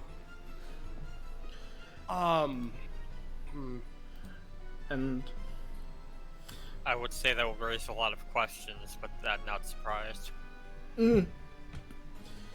The other things on the list are the thingamajig, which you might want to rest before you tackle that one, because that one's going to be a bit of a job to do. The thingamajig currently is powering all of the electronic devices that aren't with their own power supply. The slot machines in the flophouse, the lights all around the Revelia that are electrical, are powered by the thingamajig. I'll tell you more about that one once, like I said, you've properly rested and are ready to tackle that one. Watch your nods. Now, I'd definitely save this one for last, the yucky bit. The yucky bit exists inside of Heckna's pets. There is one for each of them. You'll have to dig it out after killing them, so obviously that one's going to be the last one we approach. And the chair, I believe, is currently in the Tunnel of Love with Cicero. It connects him to the Tunnel of Love and keeps him ever living in the state he's currently in. But it also helps the Revelia keep and stabilize its dimensions. And like I said before, it can be combined with the catch you currently have to make a whole new magical item. And those are all of the items we'll have to be going for.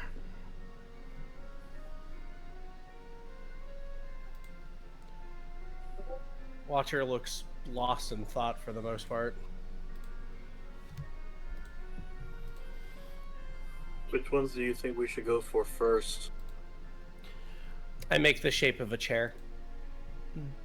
That's what I was thinking. Heckna didn't want us to go into that heart. Well, I believe it's still down. I would recommend going for the thingamajig next, but to get that, you're going to have to get into the eye of Heckna, so I'd recommend you be fully rested for it. He tilts his head when Locke said that, or the toy maker. That would be Stefano translating the toy maker. He tilts his head at Stefano when he says "Eye of Heckna." The toy maker will sign. Oh, right, I guess you haven't seen it yet. So, I'm sure you noticed the giant wheel while walking around in the Dysmadium. He nods. The one that is winking every so often. The thingamajig is located within the winking eye of that big wheel. And like I said, it runs all the electronic devices as well as the wheel itself. It might be a little difficult to get that one without being properly prepared. But I do think it should be the next one you go to until the Tunnel of Love is finally open again for everyone. If we get that one, wouldn't that make all the lights in this place go out? Yes, but that is unfortunately a sacrifice we're going to have to make, because we can't get into the you can't get into the Tunnel of Love right now. And to get the yucky bit, you're going to have to kill one of Heckna's pets, which is obviously going to drive his ire immediately. Plus, you should be prepared with everything you'll need before you try something like that. He nods. You are saying words I do not know how to sign. How does one pantomime thingamajig? He'll point roughly towards where the Myrmidon is, the ball pit. Mm. And then using thaumaturgy, you'll hear a oddly feminine voice say, "Last." Yes, indeed. You should definitely go for the yucky bit last. When you do get to that point, it takes the form of a cloak. So while you're digging through, it's Stefano and actually all of them wince in its guts. It's a robe.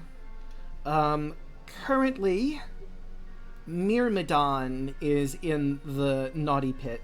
So it's gonna look kind of like his wings in there. Unless it changes. Whoever's in the naughty corner does change on a whim. I just had an interesting thought about the thingamajig. You said it's lightning based, right? Or thunder based?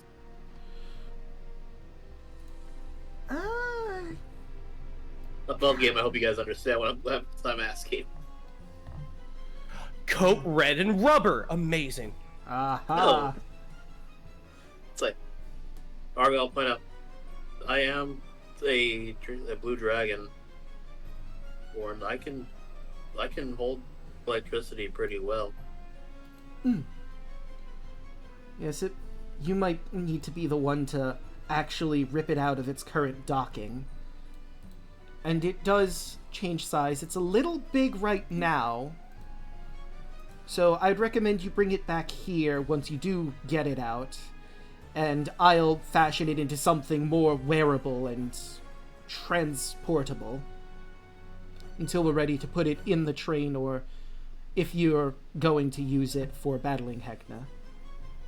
Above game, Argyle would love to have this thing because it probably will make his thunder-based attacks a lot more powerful. Could be. Or lightning, yeah.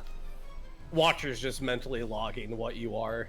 Just For reasons. Maybe don't introduce you to some quick cleans who go, he's resistant to lightning. Quick, make him hold batteries. I mean, you're probably not the only one. As Snack unravels the bandage around his face, see blue scales around his neck and the bottom of his chin. I suppose he could just tell you what it does now before you get it, but would he want to tell you that information now or hold off on it? Well, that's up to you. I do not feel strongly one way or the other. I'll point at the catch in the stick, and then look at Locke, and then point them toward Locke and Stefano. Like, should you guys hold on to these, or should we hold on to these? The toy maker will sign, and Stefano will translate. Some of them you can absolutely keep on your person. Like, the stick hides itself, so it shouldn't be difficult for you to have around, but I think it would be in all of our best interest if we hang on to the catch for the time being. I would need to know now, though, if you want to use it for the train, or if you want to try and gather everything up for battling Heckna at the end. If you can change your mind, of course, but if you're going to use it for the train, I can get it to the Choo-Choo cadre as soon as possible. Using it for the train would probably be the smartest idea. Watcher, when you mentioned the train, he's staring at his holy symbol.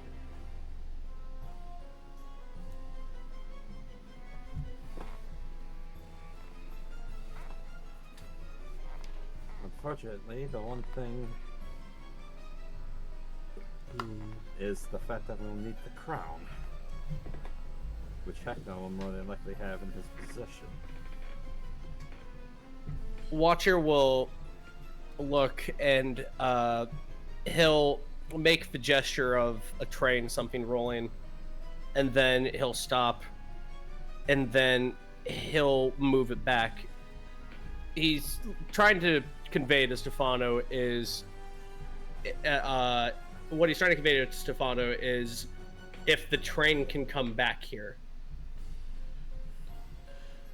So, again, just for clarification, are you talking to Stefano directly or the toy maker? Because again, Stefano's translating for the toy maker's signing. The toy maker. That's right. We've talked about this before. Yeah. Oh, it's so hard. I'm so sorry. I know. That's why I wanted to clarify for sure. Yes, yes. Game. Oh yeah. The toy maker and I are like sign language buddies. We're good at this. Yeah. So he thinks about it for a moment. I don't see why it couldn't. All of the items being used to power the train would still power the train regardless of if Heckna wants them to or not. So the first issue is obviously getting out of here. Going back in should be significantly easier. We might have to reset up the tracks, though. He makes the motion of the train again, and then looks at Red, and then with a click sets his holy symbol down on the table, and then makes the motion of it moving back. Right. And then he nods at Red. Of course. That's what I was trying to allude to earlier, yes. The plan to possibly bring some friends in to help retrieve the crown. More specifically, those of a certain court. He makes a motion of just like around, and then he points at his holy symbol at the toy maker, like he's trying to say that like people of his court are all around this place for just trying to find a way in.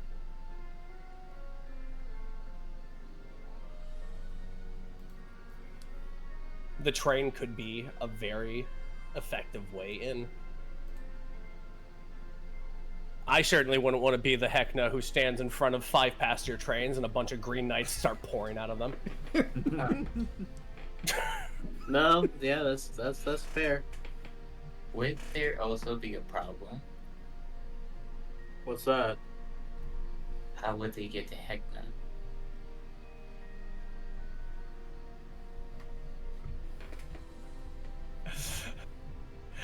I almost want a comic book artist for that. Just where were you during the Fae Clown War? Absolutely same. I mean, Heckna has to invite them into certain parts, so how would they get past that?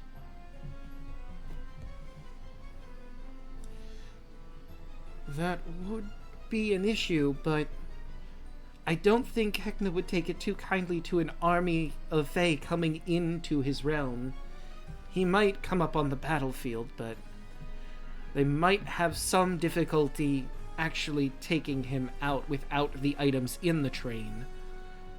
So, I think the best way to go about this would be, 1, take the train and grab the forces that you want to grab, come back in, take out the magical items that powered the train, and use them to beat Heckna.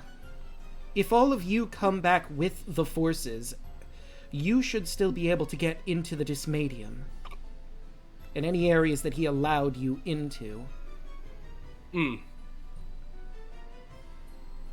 funny thing is that we weren't even allowed into the Dysmadium until a couple days ago. He brought us in by mistake.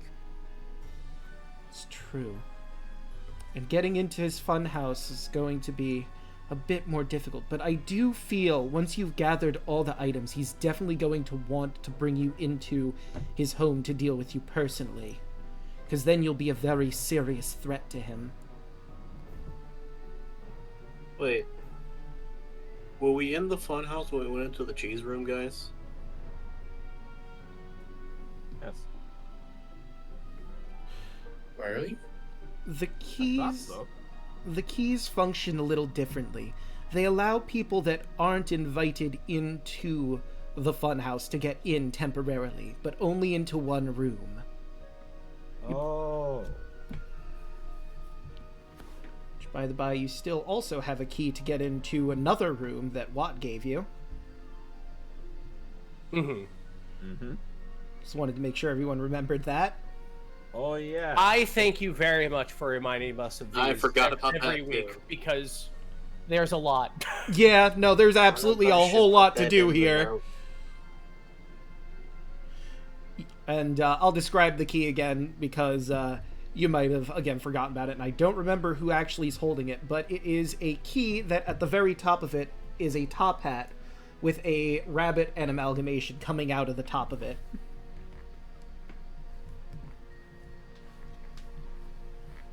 I believe Red was holding onto that key. Or was it Watcher? One of us was holding it.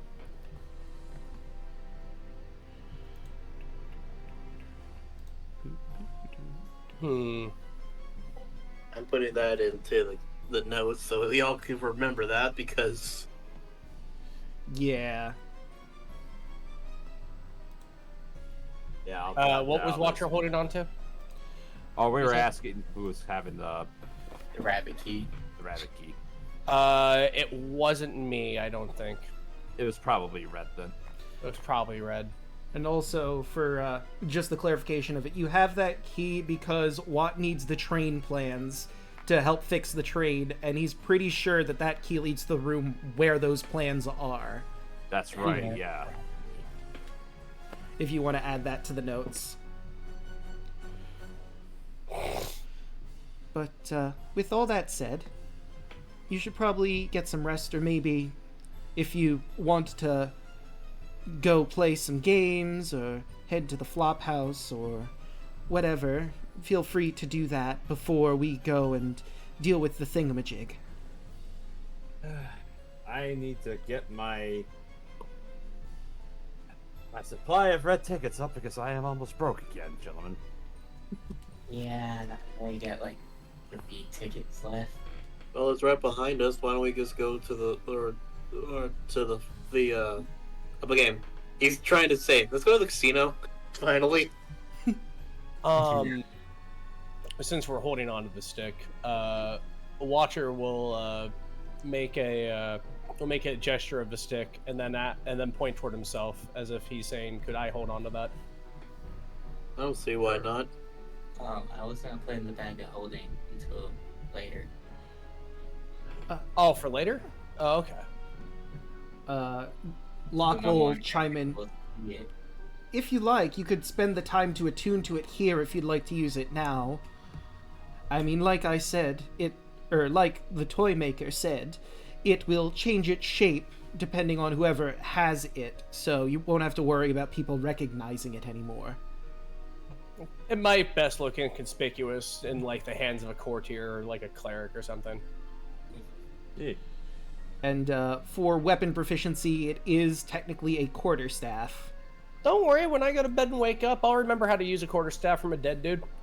Alright. Thanks, Eladrin. I can use a quarterstaff too. Yo, you want to have a slap fight to see who can hold the stick? I mean, you can also play a game, see who wins at the flophouse to decide it. I would rather be flayed to death than use one of these cursed things. You get slapped 3 times by Snap. Snap. Fuck me, boy. Kind of corrosive. Oh no, I was just thinking of a stick. It could change of the seasons. So the spring would be very flowery. Mm. The summer one would be very courtiery. The winter one would have a sign on that says "fuck off." Whenever somebody goes to costume, It's just written hold in it like up. it's written in blue and white paint. Fuck off. Fuck off. Dude, Snack is gonna be like the quarterstaff that's in his picture on his back. Oh, cool. Note the I really wish I wasn't here right now. That could be the subtitles for the sign. It's just like, fuck off! I really wish I was here. That's this entire arc in a nutshell. Yeah. There's a name for people like this, but we will just call him Squidward. That's a pull. But yeah, if no one has any objections, I'd like to attune to it, but if someone else wants to attune to it, I'm sorry, I can't play it. Nah, go for it. No, I think it's clear that there's one that Argyle's gonna want to get as soon as he can get it. Honestly. Also, I think it'd really piss off Heckna if, like, hey, you know that fairy that you think isn't worth shit? Yeah, it has your stick, asshole. I think the bumper would also work really well for Argyle, because like it was mentioned, it is a shield. Well, he has a shield, but he attacks with lightning damage and stuff like that. But True. yeah, it is super shield. Yeah, this is a magical shield. That is true. We'll get to it when we get to it. Yeah. You would need the chair to properly make the bumper. And they'll even mention to you, when you are going after the chair, it might be a good idea for you to hold on to the catch at that moment so you can just make the bumper then and there, if that is your intention.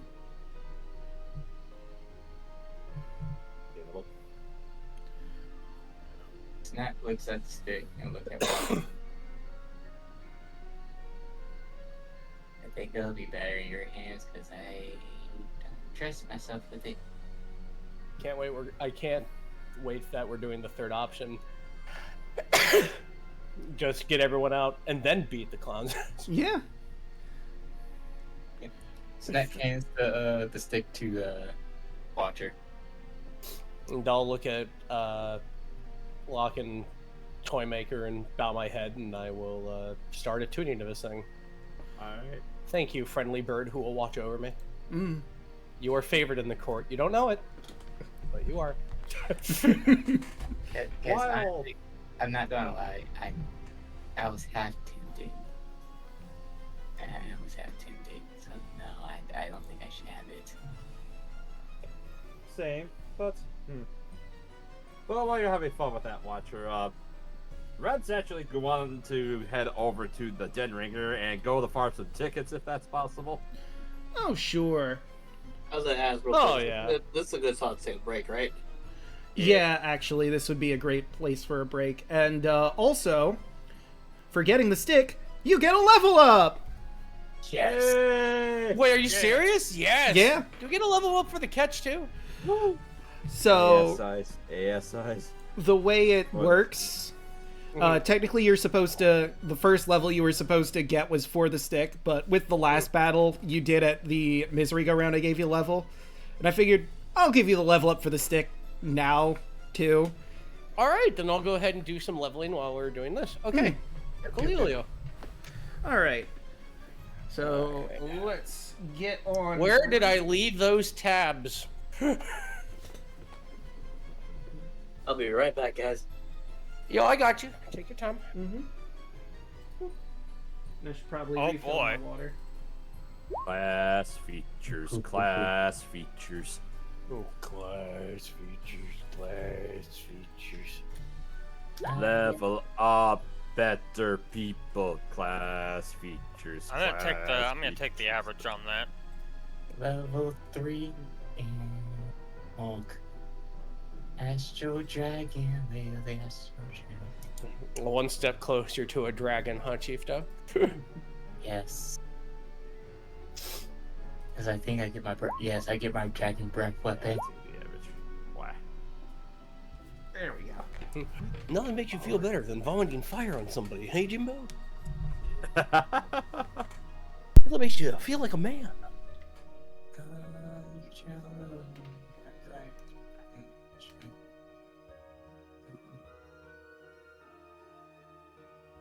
Ooh. That's another fun courtier administrative skill.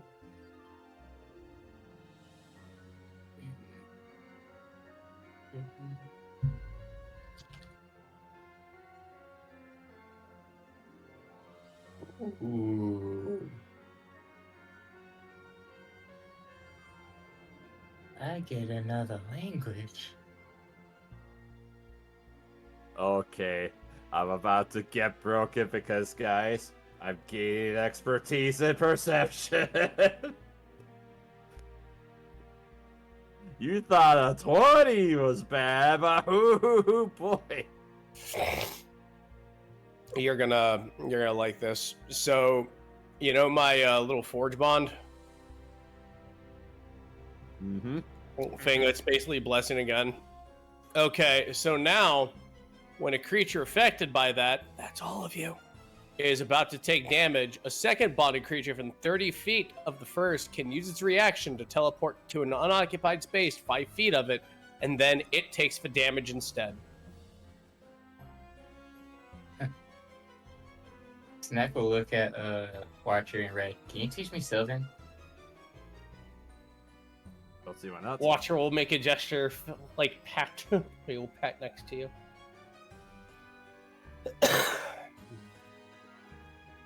You're a kobold like him. It's been in your blood all along.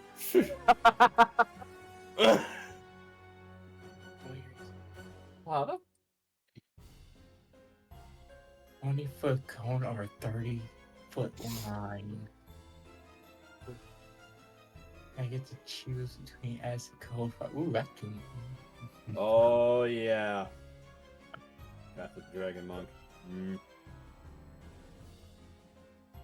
Draconic Bloodline Sorcerer and Draconic Monk. Double dragon. That's a Shiva. great name. I was gonna say I saw that chat earlier. Yeah, we were with Mecha Shiva. Look at Shiva. Mega Shiva. Oh, I need to grab a drink. I'll be back. God, I've been laughing so No, I hard get you. tonight.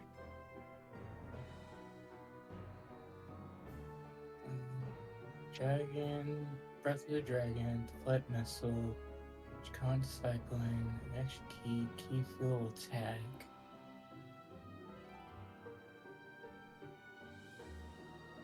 Wait. And that went back down to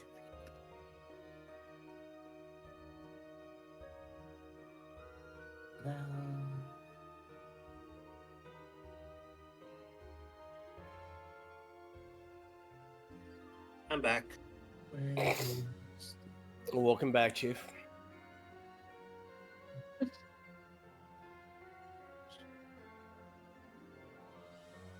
So I forget what I was gonna say.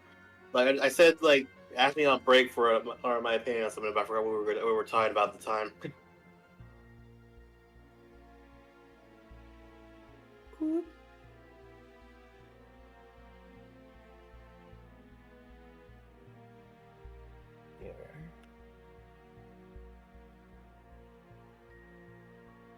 Let's see. Now, what are we gonna do? Oh yeah. How much life points do I get?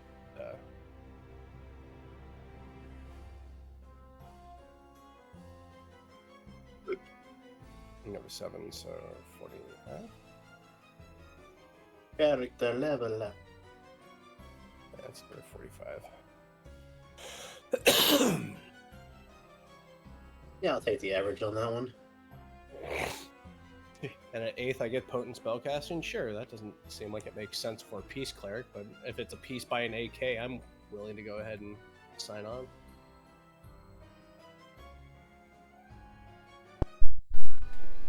I have returned.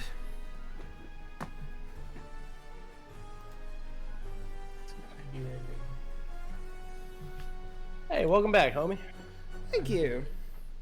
And I don't know if anyone answered Bubba's question, but I believe Mecha Shiva comes from Venture Bros? Yes. Yes. Bless you. Thank you. I was trying to remember if it was like from anything before Venture Bros, but I'm like 90% certain that's a Venture Bros original. Yes. 2d4s. Okay.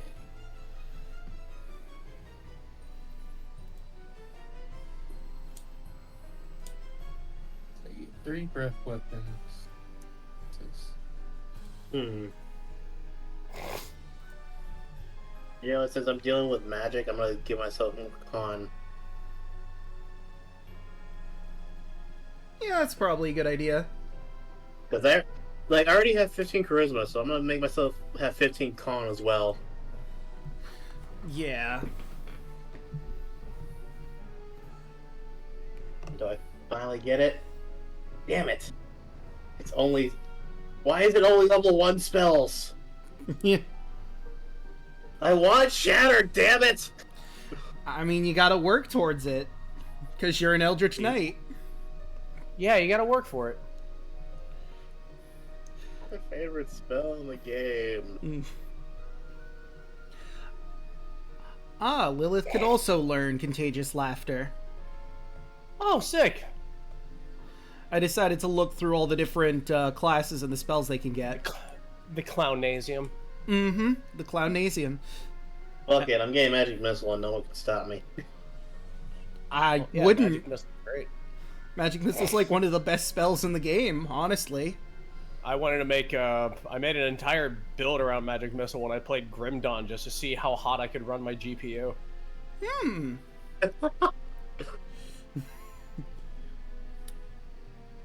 I made a build that made it so there's a thing you can get. You'd like this, Draco. So Magic Missile, humble Magic Missile, right? Right. You can make it so it propagates on itself and multiplies Oh my god. when it hits people, which then those multiply. And then I also gave them homing. Never-ending homing magic missiles. That sounds amazing. It was disgusting. You hold your right. You basically look at your FPS decrease in real time. It's so fun. Hey, Rabbit. There's something Yeah. else that you could do. Since you are a... Oh, God, I can't remember if it's a piece or if you're an order domain, but... Peace. Oh, I was going to say, if you were an order domain with their level 1 skill, whenever you target an ally with a spell, they can use their reaction to make an attack. So just imagine the absolute hilarity of it as if you were playing a different kind of cleric and Red was in the party. It's like, oh, I went ahead and I attacked. I did my sneak attack damage. You could go on your following turn and be like, oh, I'm going to cast Magic Missile. 2 missiles are going to be hitting the enemy. 1 missile is going to be hitting Red. And then you say, oh, you can use a reaction to go ahead and stab again. Because it's another turn, he gets a sneak attack again. That would be I saw that one. disgusting. Now, that Do does you want me sound to do that? 'Cause disgusting, but I made a peace cleric because, one, a website said they're broken, and two, I know how to do Alpha Order cleric. But you see Draco? Look at Draco right there. You see him? Hi. Draco's a friend. I don't do that to a friend.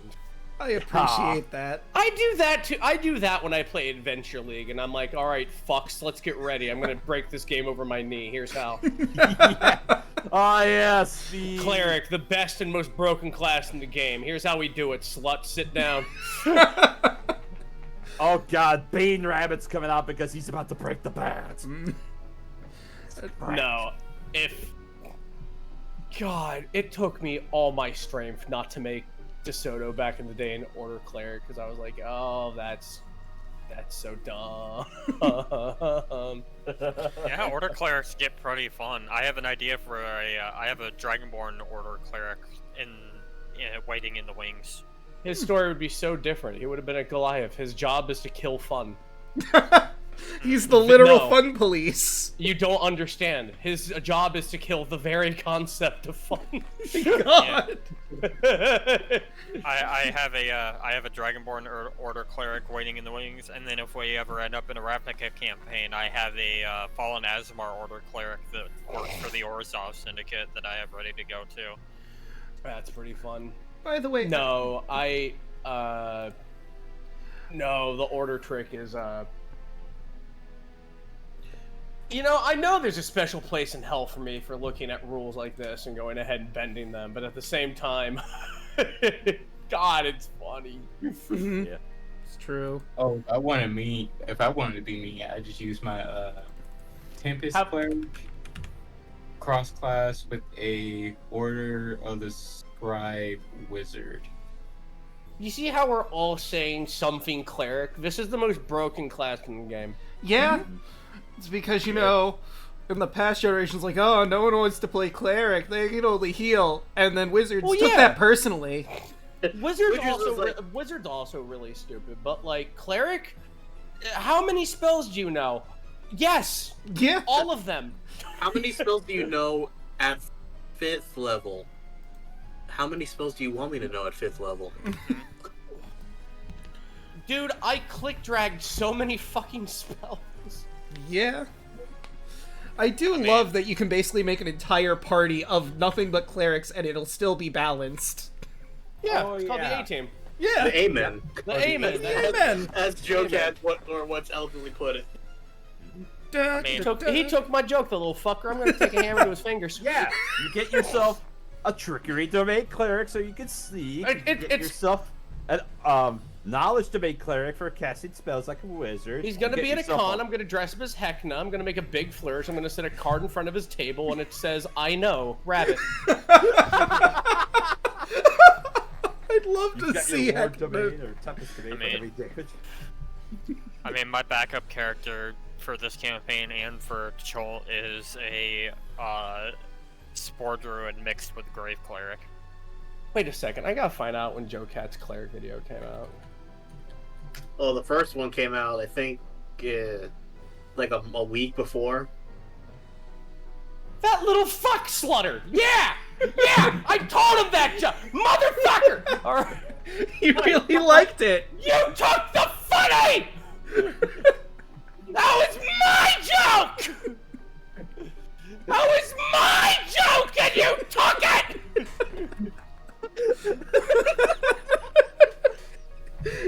I mean, I will fucking beat you! I guess you know what you have to do now. Heckna has took over Rabbit. You Amy Schumer stealing motherfucker! Okay, Who do you Bubba think and you are, Robot. Dave Cook? Oh, I wear a fucking worm on my head! Fuck you! I need you to I forged that joke over a hot funny oven! and I need you to send this to Joe Cat right now. I ain't sending shit to Joe Cat, he doesn't know I live! I'm not talking to you, I'm talking to the chat. Yeah, I need someone to clip this right away. I need No! this clip. God! I am so. Ooh! And I've been saying that for years, but no one said Joe Cat's video. And people are just like, wow, that Joe's gaining some traction. More people come to my stream than I thought. I didn't know that. Oh, you mother.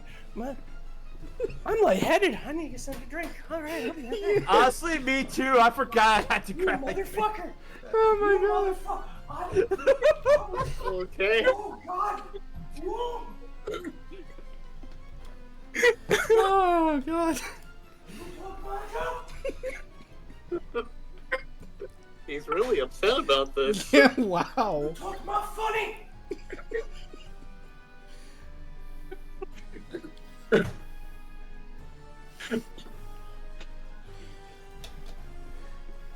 Thank you, Robot, for the stolen funny clip.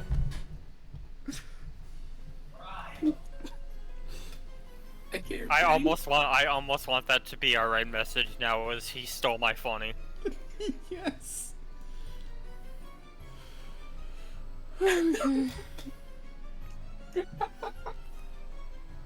Oh my god.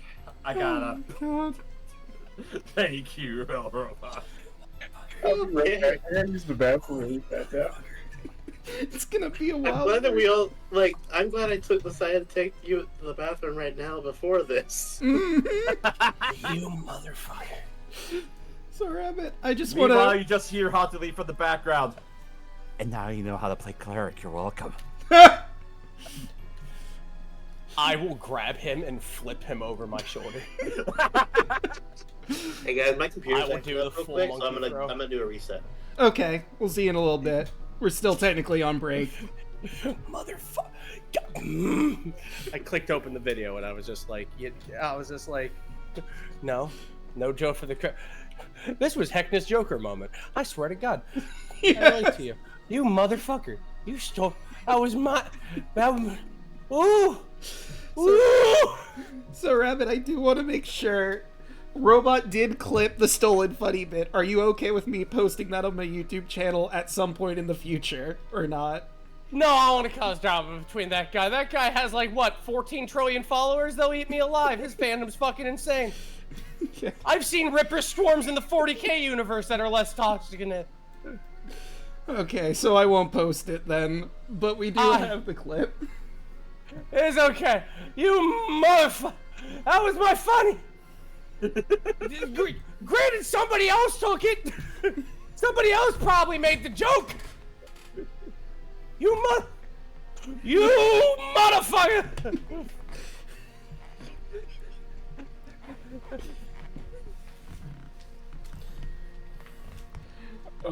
I honestly only know of Joe Cat because of his unexpected guest spot. Yeah. Yeah. I mean, that's where I originally learned of him, and then saw all his other videos. I knew secondhand because I was doing a one shot with him, and I was just like, yeah, I do a Joe Cat, and all my friends started soy jacking so hard they looked like those minions of Emotep. Oh my god. And I was just like, oh, that's not a great sign. And I was just like, should I know something about that guy? And they're like, he did the video about how he invented D&D funny. And I'm like, no, he didn't. No one did that. No one owns anything. We're 9 billion people. It's true, yeah. You know what? I don't give a shit. You can fucking make the thing. I don't care. What's he gonna do? Be like... This video is literally dated 2018. I can't even remember what I ate 5 minutes ago, let alone 5 years. Who the fuck knows? Yeah. But you motherfucker, I know I made that. I know I made that joke. But yeah, I didn't want to post it unless I was sure you were comfortable And with it. people made, I made 3 people in my stream fucking laugh their ass off. And that motherfucker makes the same joke. And people are wheezing themselves inside out. Like the final throes of Tasha's hideous laughter. I made the funny, bitch! I will come upon you dressed as a clown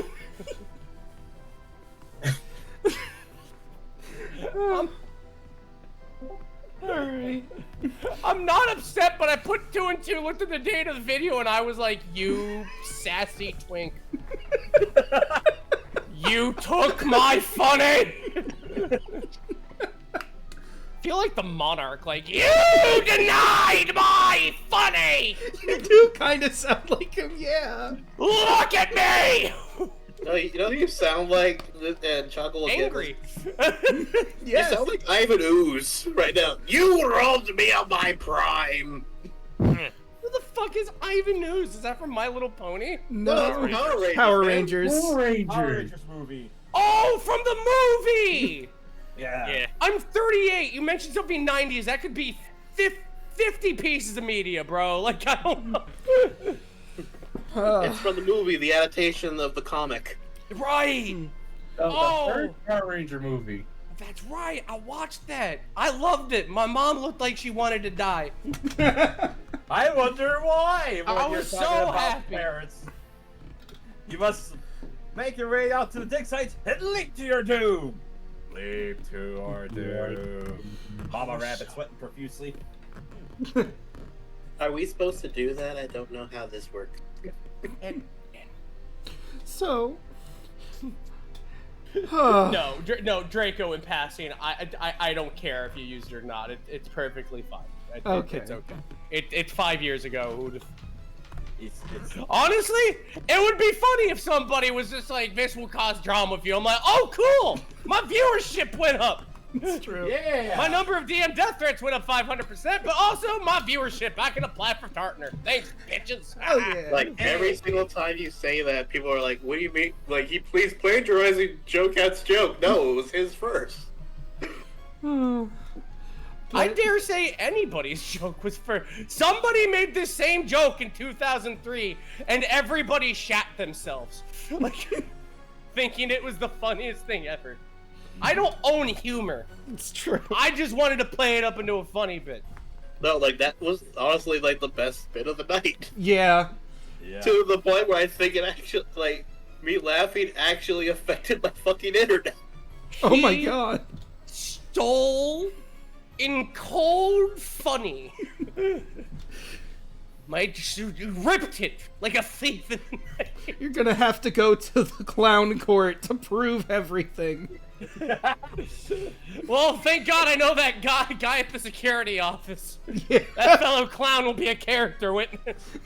He sure will. Good old Sean. Oh yeah. Sean knows what's up. Alright. Oh, God. I am drinking this water. I am so lucid. Oh, wait a minute. The bottle. That was great. Thank you for that beautiful moment, Rabbit. You're not welcome. I'm livid and I hate it.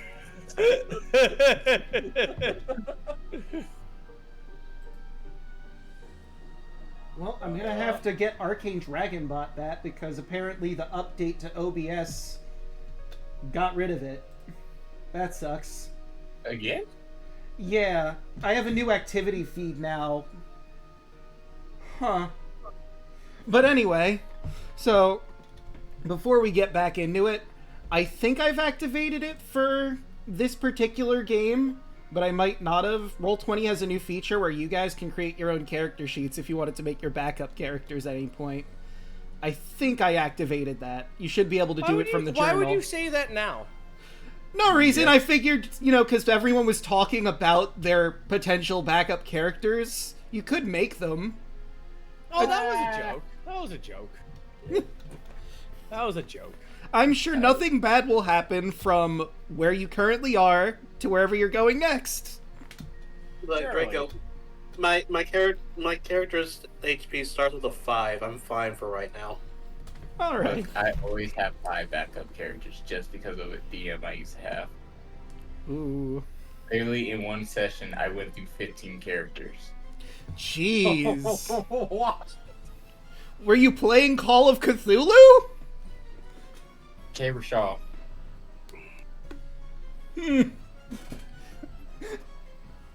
and it was brutal. Like my character did not last.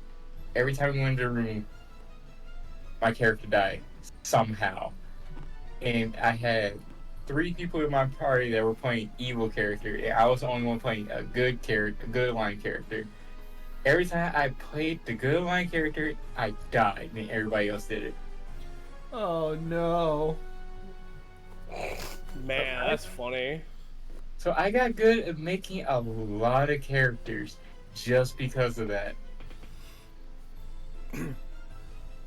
And it was actually around when I first started playing and trying to figure out everything, and now I'm like, I can probably whip something up that's survivable. Because when I went to my second DM, I was always the person that never died. And everybody always died, except for me. And I always hold it against his head and say, "You never killed me." I'm so sorry everybody was mean to you. Yeah, damn. See, when you said you had like 15 characters die, my head went immediately to the bard from Darkness Rising again. There's 15 more of me, asshole! Like, hide behind the pile of dead bards! Yes, it's the perfect cover! Like, my first character died just because I was playing a monk, Tabaski, and I walked up to a chest, and it was a mimic. The mimic got my hand, and the players thought it would be smart to chop off my hand. Oh God! Wow. And then I found another mimic, and got my other hand, and they chopped that one off. And I couldn't do nothing. Like, literally, me making characters and mimics are my PTSD, because for some reason, like except for the Thursday games, is every time there's a mimic, I always find it somehow. You know, not know it. I just realized something. Technically speaking, the popcorn swarm is very similar to a mimic. Oh my God. Yeah, you found that mimic. I hadn't thought about it till this exact moment. But you did. Your curse continues. The sinister popcorn mimic. Oh my God. I actually sat on the chair that was a mimic too. Yeah, I didn't know. Oh my Jesus God. fucking Christ, your dude has the worst luck. He's a mimic magnet. Characters. I know your game master has a fetish for mimics. No. This is multiple DMs that this happens with. I always find mimics. Oh, I was about to say, if it was the same dude, I would have called him an amorphous apologist, but... No, it's I had 5 DMs. All of them, I always find a mimic. That's really fucking funny. I forget who found the door mimic. Was it you in the Thursday game, or was it Thud that hit that first? It was Thud. I knew about it. Okay, That's yeah. why I didn't go up to it. That makes sense, yeah. Oh my God. I found it when I first played it. Alright, well, let's get back into the swing of things. We've been on break for a while and everyone's here. So, you are attuned to the stick. And what does it look like before we go to the dead ringer with Red?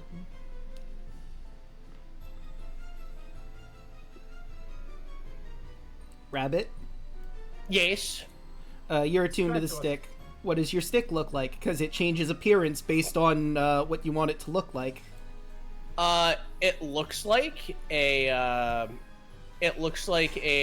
silvery stick, like a silvery wooden staff.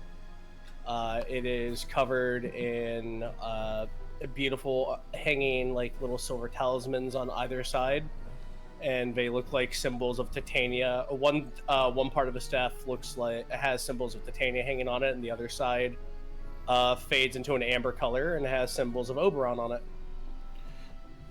Oh, cool.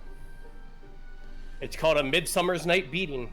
I love it.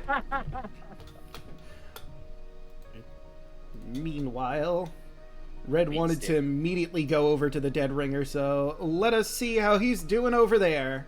Alright, oh god, I'm my confusion. I'm like, I had my counter with me. Hey, let it go. Fuck. There it is. It's behind my cup. Alright. Alright, boys, let's get some rambling, gambling, shambling going on here. Is Red feeling better by now?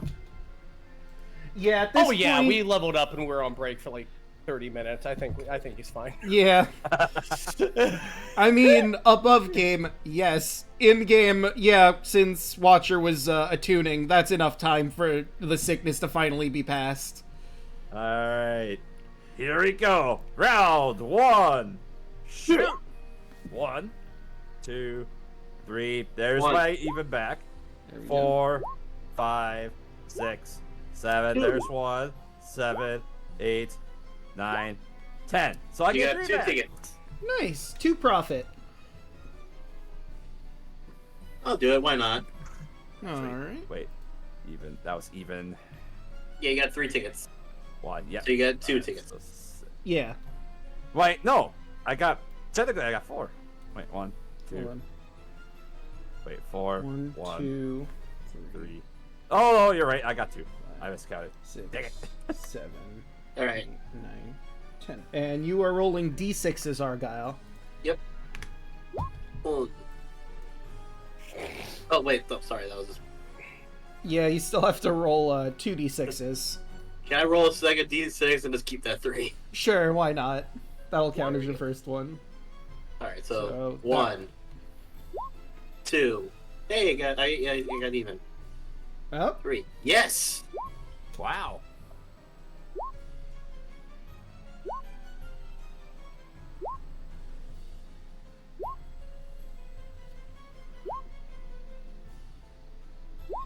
One, 2, 3, 4, 5, 6, Hey, 7. you got 2, man. 8, You got 2. 9. Woohoo. Let's see. Did I miscount? 1, 1, 2, 3, 2, 3, 4, 5, 6, 6, 7. 7, 8, 9, 10. Nope, you're good. And like you said, you got a 2-ticket profit. Snack will try. All right, get those d6s going.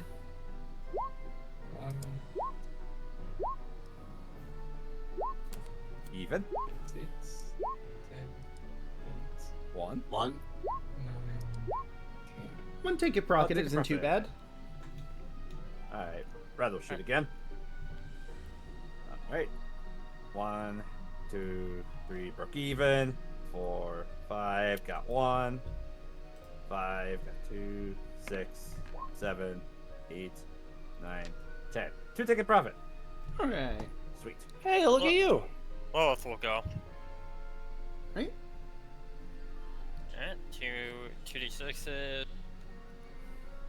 1, 2, 3, 4, 5, 6, 7, 8. Broke even. Broke even. All right, not too bad. At least you didn't lose any. Yeah. Alright. One more time. Broke even. 2, 3, 4, 5, 6, 7, 8, 9. Broke even. All right, again, better than losing. You didn't win. You didn't lose. Good job. You know what? I'll do a second round. All right. And well, already. Broke even already. 6, 7, 8, 9. Broke even. Also broke even on the Okay. first one. I'll try one more time. All right. While we're going through these, I'd also like to remind you, because I don't know if you remember, there's also the Dastardly Disco behind the flop house if you want to go there after doing some gambling there. I remember that. It would be so nice to go through a disco-themed... I've never seen the like. It's so fucking... What? Okay. All right. So, like... 1, 2, 3, 4, 5, 6, 7, 8.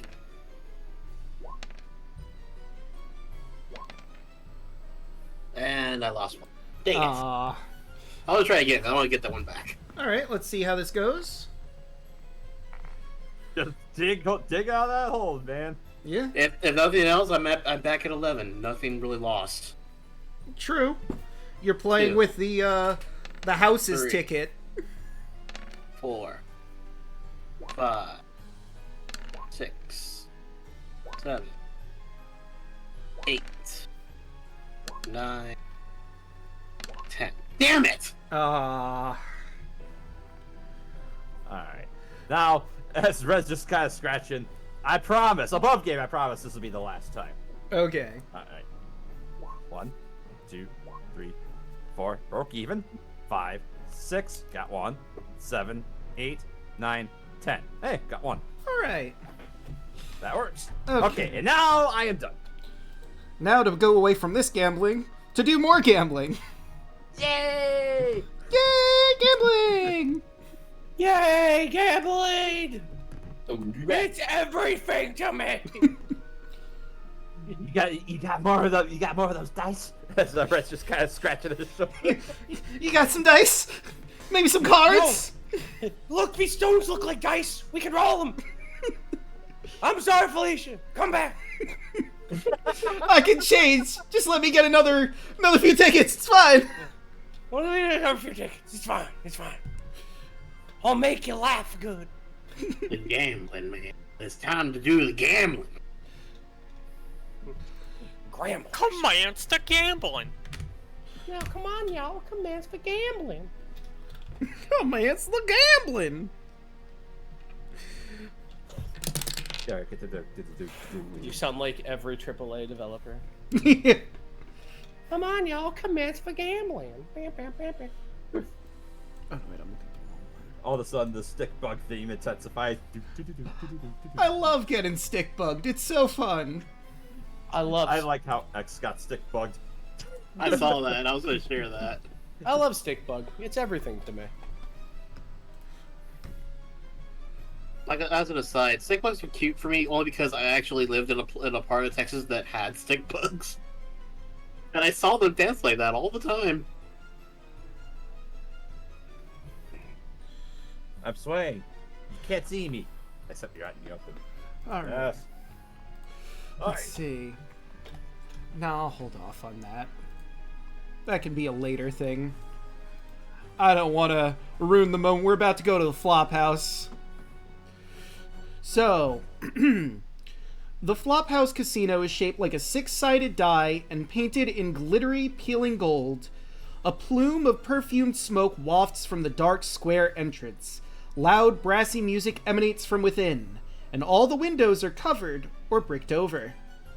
As you step into the interior, let's swap our map over to the Flophouse.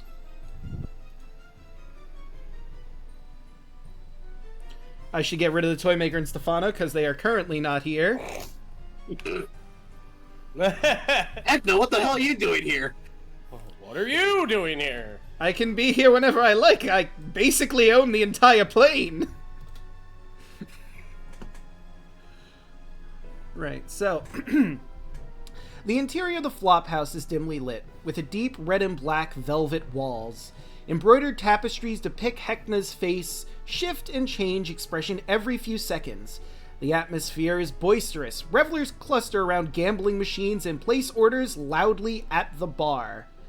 Immediately to the left is a dwarf who greets you as you come in. Oh, welcome to the Flophouse. My name is Dirk Yuckster and I run the place. Can I show you to some games or anything you're interested in particular tonight? We've never been here before, so anything would be interesting to see. Oh, well, let's get you started on the bottom floor here. Right on the opposite side of the juice bar over there are a bunch of different machines. Those are the slots. You stick in a ticket. You can stick however many tickets you want in there to play more than one game at a time. You pull the lever. You try to match 3 or 2 symbols, give or take. And each one has a different payout. Above game, how we do the slot machines is very similar to Dead Ringer.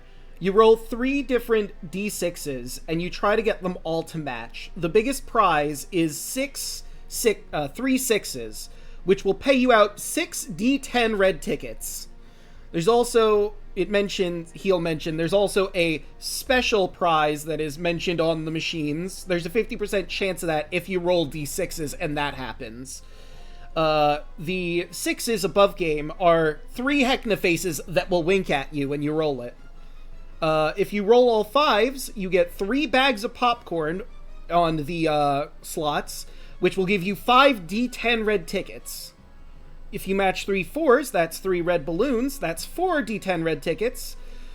3 animalgamations will get you 3 d10 red tickets for all 3s. 3 2s will get 3 spiders, which gets you 2 d10 red tickets. If you match all 1s, which is 3 ice cream cones, you get 1 d10 red tickets. And if you match 2 numbers, then you just win back your initial bet, whatever you put into the machine. And if you don't get a match, no payout. And do you mind putting that in the player notes or somewhere just so I can out of that? I'll copy and paste the payout. And also, very important, so to even pull the lever, you need to roll an athletics check, but it's DC 11 to pull the lever, so it's not difficult. Unless you're, like, really, really weak. Hi. Yeah. So, Conrad is already running over. Red's already over there. You know what? Argyle would go over there. Why not? I'll go to this one. That's right next to Red. And I just put it in the party notes, the slots and the rules for them, basically. Alright. Well, Red will stick 1 ticket in. As well, Argyle. And what the heck, let's just get that shot here. Hey, I got 2 Hecknas! Yep, you got 2 Hecknas and a ice cream cone, and that just gives you your bet back, because you didn't get 3 of the same. But hey, that's close. What the heck, let it ride. Hey, I got mine back. I also got mine back. Alright, but can you manage to get... I got nothing. Alright, that's a loss of a ticket. One more time. Hey, I get it back again. Alright. Dirk will also let you know while you're rolling at the slots. There's also card tables upstairs and a roulette wheel if you want to change a pace after this. That cracks, turns to the dwarf. Above game, I would definitely go to the roulette wheel later, but I want to keep doing this. Oh, sure, sure. I'm at 10 tickets still, so. Card games. You can't talk about poker tables to me. Net looks at About that. But there's About that. Alright, I'm gonna stick with my 9 and let's go up to the roulette later. Alright. That was more referring to Rabbit saying poker, but anyway, Snack, you were going to talk to the lady at the counter here? Yes. Hey there, what can I get you? Name's Jammy Sweet Juice, and I serve the drinks here. We have basically everything that you can find over at Felix's place. With, a little markup for business. I gotta go all the way over there and bring it back here, so... Gotta make a profit. Ah, okay.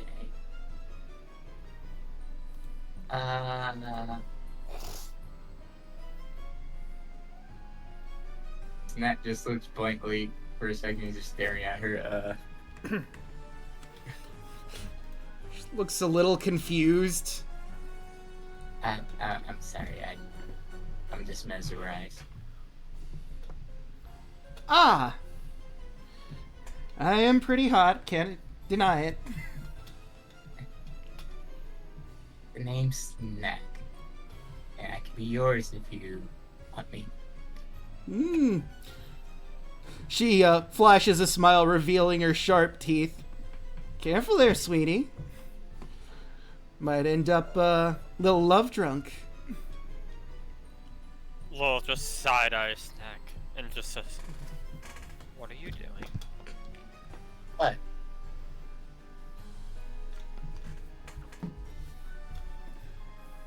What do you mean? She just sighs. I thought we were supposed to be here on business, but if you feel the need, go ahead. I won't stop you. Just understand what you're getting into.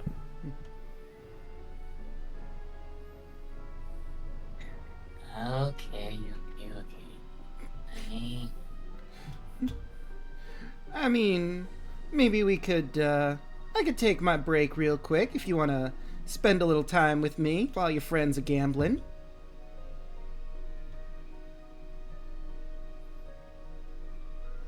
She'll wink at you after that. Sure. She shouts really quick to Dirk. Hey, Dirk! Gonna take my lunch break. Gonna have a bit of a snack. He just nods. Man, if this was filmed in front of a live studio audience, everybody would just be going, ooh. It was too easy. I couldn't pass that up. Are you kidding me?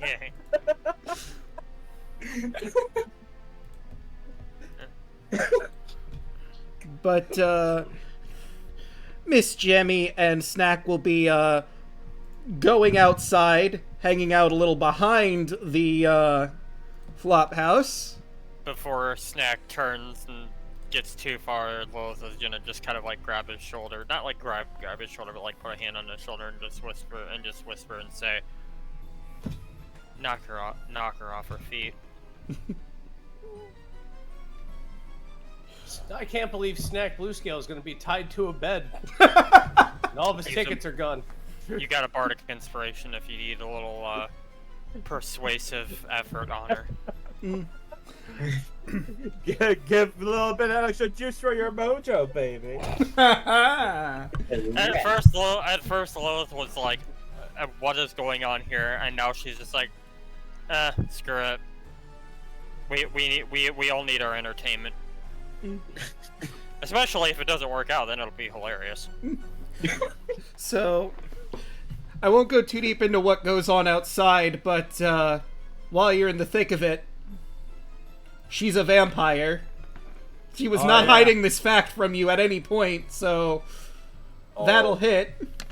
And you're going to take 10 piercing, 11 necrotic damage. Because she's drinking your blood.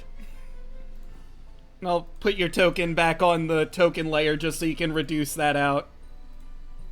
Watch her, watch her eyes, Lilith, with like a raised eyebrow. Like, what's going on? Why was Snack doing that?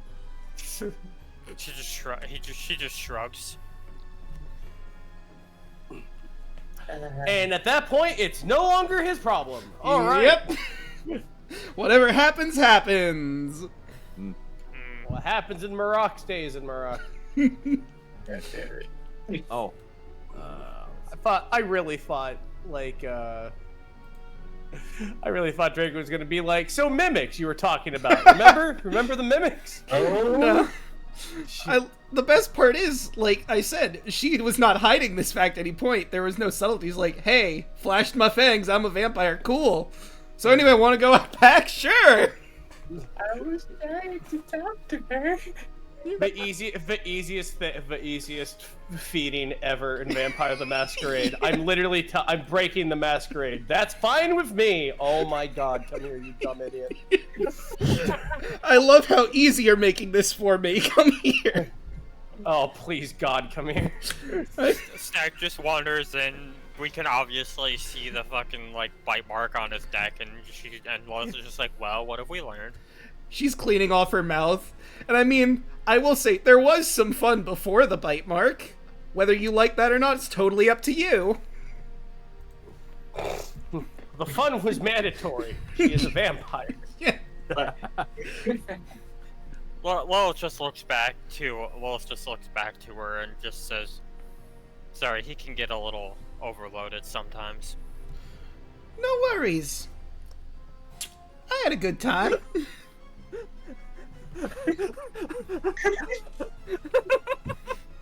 I'm sorry. Jesus. I have to. Just look at the channel. Just let it speak for itself. Oh. Just let me hear you just kick my ass today. So, while that's going on, what's the roulette wheel look like? All right, I will take you up to the second floor. Is everybody heading up the second floor or just Argyle? Red for sure is the instant the dwarf said something about cards. It's just like that cat Icarus 2 frame just stare up like, I would like to play the cards, please. Oh, is a snack affected by any vampire thingy, or Is he a vampire? This is an important question. The target maximum reduced to amount equal necrotic damage. Take it, regains hit points. Reduction lasts till the target finishes a long rest. The target dies, the effect it's reduced to. So your hit point maximum, Snack, is reduced by 11 points. I'll just do that on my end for your token. Only a long rest will cure that, though, according to the blurb. You only have to worry about it if he's reduced to 0 HP by a bite, but otherwise he's fine. Yeah. Right. When that is all settled, we'll start heading up to the second floor. Also, I'd like to... I'm not sure if you remembered or not, but Locke has a job for you here. Oh yeah, Red is definitely familiar with that, and hopefully my cards for feathers. Mm-hmm. Yes. Specifically, even the Countess. Yep, and you can actually see her in the room, but before we get to the Countess and the other folks here, you went upstairs to the second floor to maybe do the roulette as well as cards. The upper floor of the casino is opulent and moody, with black velvet draped on the walls and red candles dripping wax onto the floor. The atmosphere is raucous and loud. Revelers cluster around several tables, laughing or shouting as they win or lose red tickets. At the table nearest to you, a reveler stands up, dumps a full wine glass full of orange liquid on the person next to them before breaking into a run. Before the reveler can flee the room, they freeze mid-run, and a gaudy goblin in a black tie and finery rushes up, hands outstretched, yelling, "Oi, oi! Where do you think you're running off to, then? Not bloomin' likely, chump. I've got you. Pudding what you gobble." And, whoop, tried to go here. Here is our goblin friend in question who's stopping this guy and forcing him to unload all the tickets that he owes. You have no idea how hard it was to find a goblin in a black top hat and black suit with a black tie. I looked through Google for so long before finding this from WoW and going, fuck it, this works, I guess. Hey, you ain't allowed to walk in here, only I can walk in here. Yeah. Hey, I'm walking in roughly this direction. Yeah. Alright, now get out of here, you mook. You don't got tickets, you can't gamble. And he runs off now that he's been cleared out. And, oh look, there's a perfect spot at the roulette wheel. Dirk probably would have come up with you to explain. So that's Toodlepip, he's the bouncer up here. Over here we have the roulette wheel. For those of you interested in that. So, for the roulette wheel, this one's a bit pricey. Well, it's not a bit pricey. You can put whatever you want on it. Each gambler makes an initial bet, a minimum of 1 red ticket, and you can bet up to 1,000 red tickets. If you have that, obviously. Each gambler can choose a bet between one of the following bets. More than one gambler can choose the same bet, obviously. You can go with even or odd. You could go by group, which is 1 through 5, 6 through 10, 11 through 15, 16 through 20. Or you can go for a specific number. You bet on a specific number between 1 and 20. There is a creepy crawly with a schnozzling in its hand that is the ball for this. It's going to drop it on the wheel and spin it. And I roll a d20 to determine what number it lands on. There is a chance that the schnozzling might get knocked out. I'll roll that in secret. But the payouts are, if you bet with odd or even, you get double your initial bet. If you correctly bet on a group, you get 4 times your bet. And if you guess correctly on specific numbers, you win 20 times your bet. So what'll it be? Argyle, what are you going to be putting your money on? And I will, of course, post that in the party rules as well. The cost and everything I just mentioned, because that was a lot of information. I might make a flop house room just so I can put all these in as well. Snack's gonna go upstairs. Rubbing his neck. A watcher's never seen a roulette wheel before. He's kind of bemused that, like, so many people have found so many weird inventions to entertain themselves with. I'm gonna put 2 on odd, 1 on 13. Okay. 2 on odd. 1 on which number? 13. 13. Okay. So, let me roll my d20. I'll do this in secret. That is a 1. So, you get 4 tickets back. Net profit of 1, yay. Yeah. You did it. And if you'd like to roll again, that's fine. But, Red, we have to tell you about the card games you can play. So, Yes. Dirk's gonna first mention that if you want to play the card games, you have to go to the Countess first. You need to offer her... Let me look. Ba-ba-ba-ba-ba. She demands a pinprick of blood. It's not going to hurt you too bad, just so we can make sure you don't try anything funny. And the minimum bet for whatever you're going to be playing at. She'll give you a token to present at the card tables of your choice that will allow you to play. So the two options you have for playing, there's Heckendeckt, which is blackjack. It is literally just blackjack. The minimum requirement of bet for that is 10 red tickets. The dealer is a halfling showstopper named Bookie, who I will show you the art for. Whoops. Boop. Oh, let me click off that first. And now, let's try this again. Shift N. This is Bookie. Go! Yes. Go! Woman! Woman! Woman! Ah!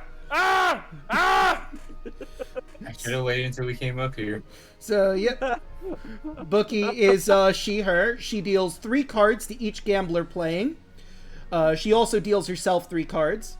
Gamblers play against Bookie, not each other. Now, there's 2 ways we can play this.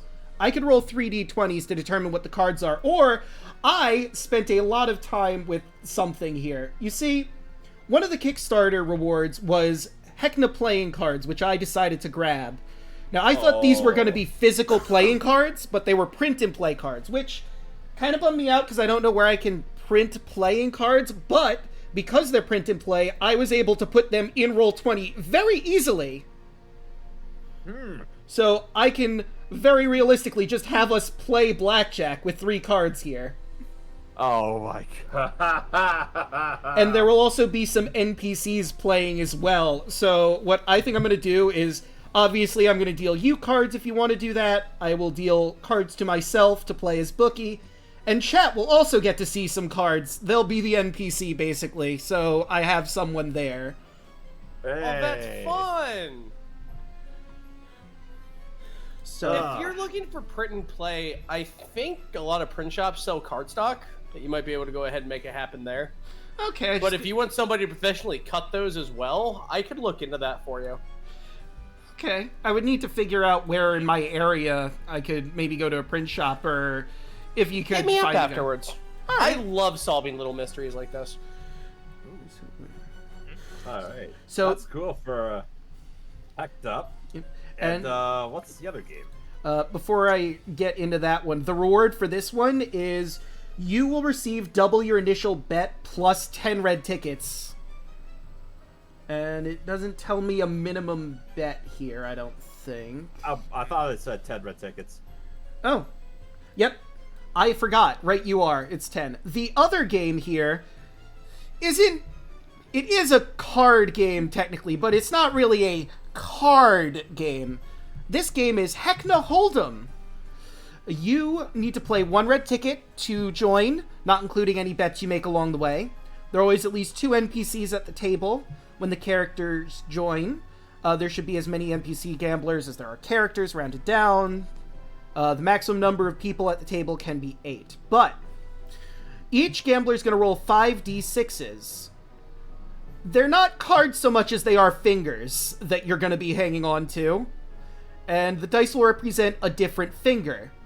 The dice value equals the finger's value. Each gambler picks 1 finger of their choice and presents it to the table. Bets are made starting with the gambler who presented the highest finger and moving clockwise until back to the first gambler. The minimum bet is 10 red tickets. At this point, gamblers can leave the table, losing out on their initial 1 red ticket joining fee. Reveal and reward. All remaining gamblers reveal their fingers to the table simultaneously, and the highest point score wins. All the bets at the table, minus the entry fee paid to Digiton, the person who is running this game, who is this lovely lady over here. She was the pretty lady I saw her last time we were down here. Yeah. Yep. And basically how this goes is 1 is a thumb. It is a green skin thumb with a yellow nail. 2 is the index finger, which is a gray fur-covered index finger. 3 is a middle finger, which is a small pink middle finger with a red nail. 4 is a ring finger, a red ring finger that smells sulfurous. 5 is a pinky, which is a withered finger covered in gold flakes. And 6 is a claw, which is intricately carved and set with little gems.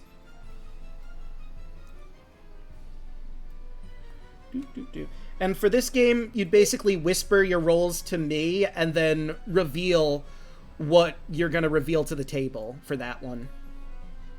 So basically, like, this is the one where we can use our own dice and do it, right? Yeah. And there are the rules for Heckna... those are the rules for Heckna Hold'em. Heckna Hold'em.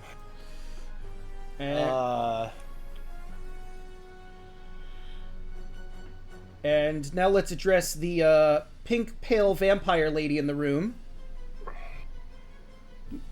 Where is... I know I have art for the Countess here. Where is she? She's right there. Yes, right there. Right you are. Oh, I guess I don't. Well, I can always use her token as well. This is the Countess. She's sitting on a throne shaped like a slot machine. She's got those 3 black feathers that are clearly locks on her headdress there. Dressed in with a fine fur boa and a nice pink leather jacket with a white dress, some stockings, and some black high heel boots. She's smoking, like you can see there, an old-fashioned cigarette with green smoke billowing out of it.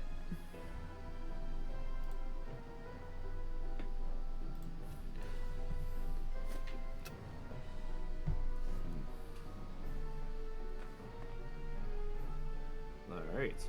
Well, Red will make her way up towards the counter with the Countess. Or to the throne with the Countess. Yeah, I borrowed 7 tickets for someone. Hello there, sweetie. Would you like to play cards? Oh. Hello. I would, but that's right. As Red just kind of looks down, it's just like, oh, My apologies. I would like to, but give me just a moment. Countess, I shall be right back. Realizing he does not have enough tickets, he's going to actually go downstairs. Oh, no, I was going to go ahead and just hand you 7 tickets. Yes. I've been with you, but quiet. I want you to do this. Oh, wait. Yep. Me too. Oh, no, I was with Red. I've been walking with Red. Red and I are... Oh. We have a thing. It's kind of like good cop, quiet cop. Red just kind of looks at you. It's just like, you magnificent He nods. bastard. As he's actually gonna go out and hug you. He's taken aback by that.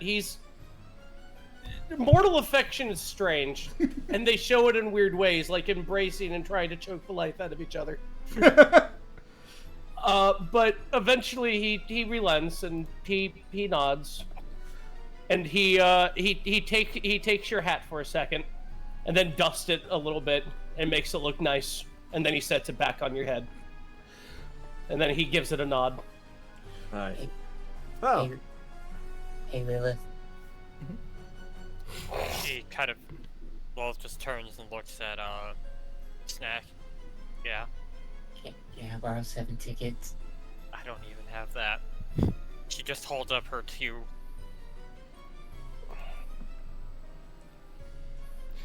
You can play roulette. It is a minimum of 1 red ticket.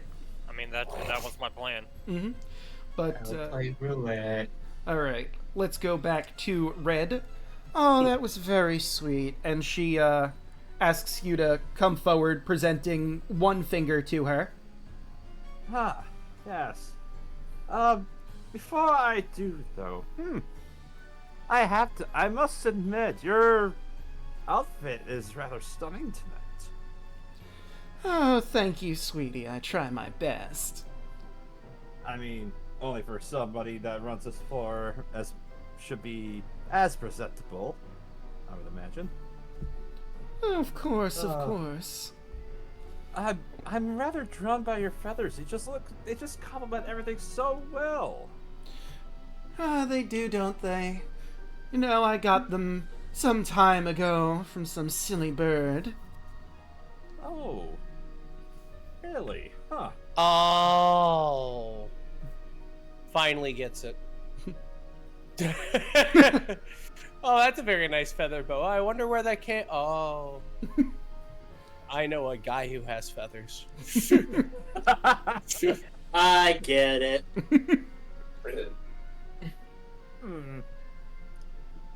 Tell you what. Is there any I would just love that. Is there any way I could possibly get those feathers off of you? And Red would just kind of do like just a sly little wink. Interesting. I'll tell you what. We'll play around. At Heckna, I still need your blood and you understand, the minimum bet of 10 red tickets to start, of course.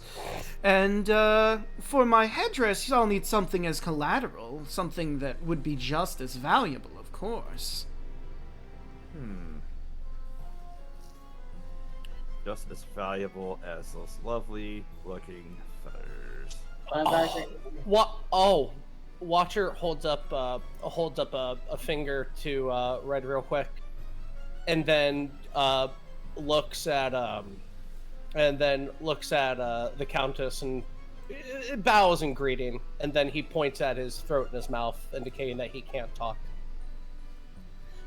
Yes, my esteemed companion is unable to speak at the moment, but he wishes to offer something. I mean, are you sure about that? Red just kind of turns around, just like processing that for a moment. He points at your head. He points at your hat, then points at him, and then makes a circle. It looks like he's trying to make a symbol of a crown, like he's saying anything is worth that. And he's going to remove one of his sashes. It is fey silk. She'll hold her hand to inspect it. if you'll allow her to take it from you, just to... Oh, of course. I take it off, and then I just present it to her, just bowing. She'll grab Very it, courtier fashion. feel it up, this is very nice material. Yes, I think I could pull this off very nicely with my outfit. Alright. That sounds fair. And but that Red will present his finger. And she'll take the end of her cigarette holder and poke your finger, which obviously stings a little bit, produces a little drop of blood that she takes a vial, puts your finger in, and collects. She then stashes that away and steps on over to the table with Miss Bookie. Bookie, I'm going to be playing a game with my new friend here. Gonna need some cards for the two of us.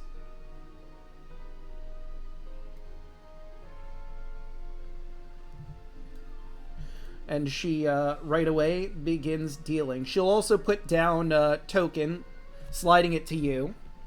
The token looks like it has Heckna's face on it, obviously, what doesn't here. And the token itself for you is a red token with white stripes around it. You've probably seen a casino token before. It's basically that, but with Heckna's face slapped right on the front of it. Alright. So, I would have given her the tickets. Given the tickets now, or? You would have given it to her, yeah, now, basically. Alright. And she gives you the token in exchange for them. I see, yeah. As your minimum bet. Right. So, I think we'll do this first, and then we'll do the roulette, because this seems pressing. It's like, Argyle's is like, I've been waiting to bet. Sorry. Watcher will walk toward the both of them and this present himself, and then just make like a sitting motion. He looks like he's trying to ask the Countess if it would be disrespectful whether or not he could sit in. Oh, you can sit. You wouldn't be able to play because you haven't given the bet or the blood, but you could certainly... He nods. And let's deal our cards out. Oberon banned gambling 1,200 years ago. You don't want to know why. Oh. Alright, let's have chat look at their cards. He's just in a dwarven hold going, okay, who bet my spear?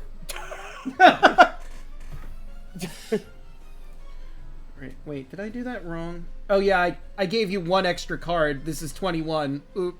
But wait, it does say... the goal of this game is to get as close as possible to count to 21 with a random draw of 3 cards. Each card in the deck is assigned a point value. So yeah, why is it 3? 21's usually with 2, unless I'm mistaken. Yeah.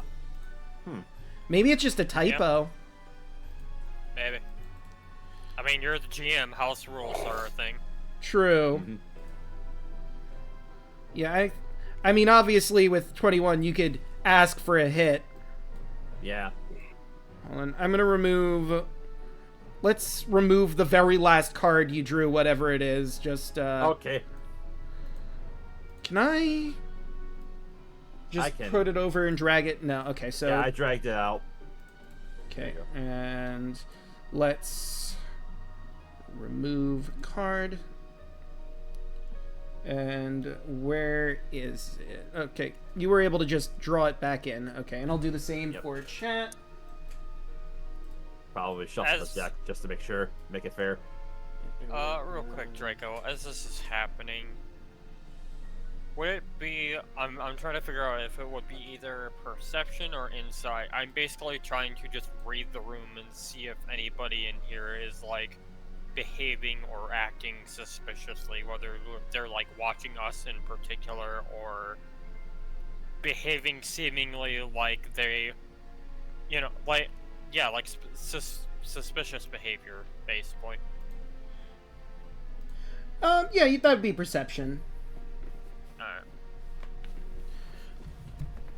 She doesn't trust this place. She's keeping an eye out for stuff. Alright, so let's see.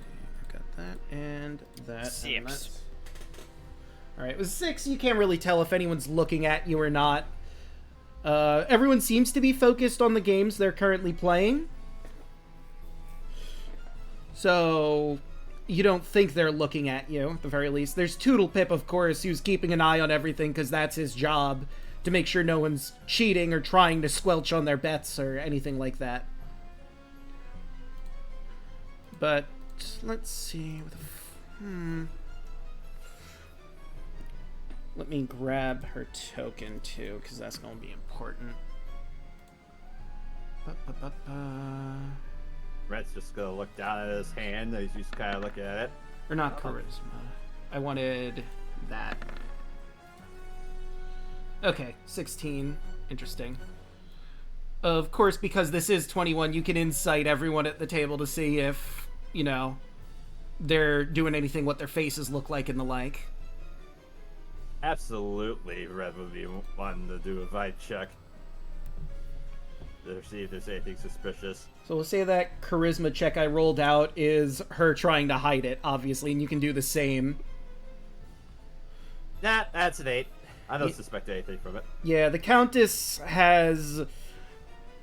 she's probably been at this for a while. You can tell she's got a magnificent poker face that you can't quite read through. Well, Watcher just thinks this is a lot more difficult seeming than it was with the 2 dwarves when we first came to the material plane. It's because there's a lot more at stake. Yeah. He doesn't know what those are. Well, So- no, he knows what those are. I think about so how do we go about, determining what the hand is? Because above game, I have been quite a prolific jack player. So, That's one of my basically, favorite games. similar rules. If you'd like to hit, you can say so. If you're gonna stay. And if you don't think you're gonna go, you can fold. And are the cards revealed like they are in blackjack? Yeah. So, you and Watcher would see this too, as well as the Countess. Mm-hmm. Red currently has, and I shit you not, he has a tentacled-looking eyeball, which is representative of a king, and a clown juggling a bunch of balls with one hand, which is representative of a jack. He has a 20, so of course he's staying on it. Yeah. And you can reveal the cards when it's ready to reveal. So, Yeah. Yeah, so he'll stay. The Countess is also going to stay. And Bookie reveals that unfortunately she has a jack and an ace. No fucking way. No Yeah. way. Okay, let me click on it on my end so you can actually see the cards. There's the jack. And there's the ace. The dealer had 21. Oh, those are so fucking cool. Right? That ace card looks sick. So this ace is another hunter that I could have chosen to be in instead of Conrad. This is Marlowe. That is so badass looking, honestly. Yeah. It And then we have the king, which is Snout. And the other jack of clubs. Oh, because I made it an infinite deck, so it... Okay. I have to fiddle with the deck a little bit. But the Countess reveals she has a 10. And I'm not... Well, I will reveal the other card. So this card says 4. But it's actually a 7. You're not sure. It didn't look like the cards changed at any point, but it's a 7 and a 10. You still beat the Countess. Yeah? She lets out a sigh. Well, unfortunately, Bookie wins here, but you did definitely beat me, so I suppose that I have no choice but to give you my crown here, my headdress. But, I think I look better without it. Don't you all agree? And then the people here, oh, yeah, no, yeah, you look better at it. Well, why did you tell me sooner? Would have gotten rid of it if I looked so bad in it. Ah! Take the silly thing, it's yours. Thank you, Countess. When she says that, I have a passive 17. I'm gonna use this as in kind of a face style. If she were to go ahead and put the sash on, does she look better with the sash? Yeah, I think she does look a bit better with the sash. Watcher will look at her, and then if she hands the sash back, does the Countess hand the sash back to Watcher? Yeah, she'll definitely hand it back to you because a deal's a deal after all. Watcher will look, and then he looks at several of his other sashes. Oh, these fade. And he'll look at it, and he'll ask, he'll hand it back to her, and then make a gesture like, try it on. See if it looks nice. Oh. Well, if you insist. And she'll put the sash on. She thinks, it really does match my outfit so well. He'll hold up a finger, and he'll show a little trick with thaumaturgy. He puts his hands and thumb and finger against the sash and does thaumaturgy, and just makes it look a multitude of colors. Ooh, oh, well, why are you teasing me, dear? I lost. It's your sash, after all. He shakes his head, and he looks at her, and then puts his hands out like, "You look nice. I actually think you look nice." And he waves at the feather boa, and then back at Red, and then just looks back and then points like, "That's all we wanted. If you like that sash," he points at himself and the cards, and then he makes like a little motion with his hand, like, "That's not really me. But if you'd like the sash, I see no reason why I couldn't give it to you as a gift." That's what you think he's pantomiming with his gesticulations. Oh, you're sweet. Thank you, dear. I didn't get your name. Oh, his name is Watcher. And he bows very courteously. Oh, well, a pleasure to meet you, Watcher. Sad that card games aren't your thing, but I hope you enjoy yourself here at the Flophouse. When Red showed him card games, everyone looked very tense, and a dwarf held a dagger. He does not want these.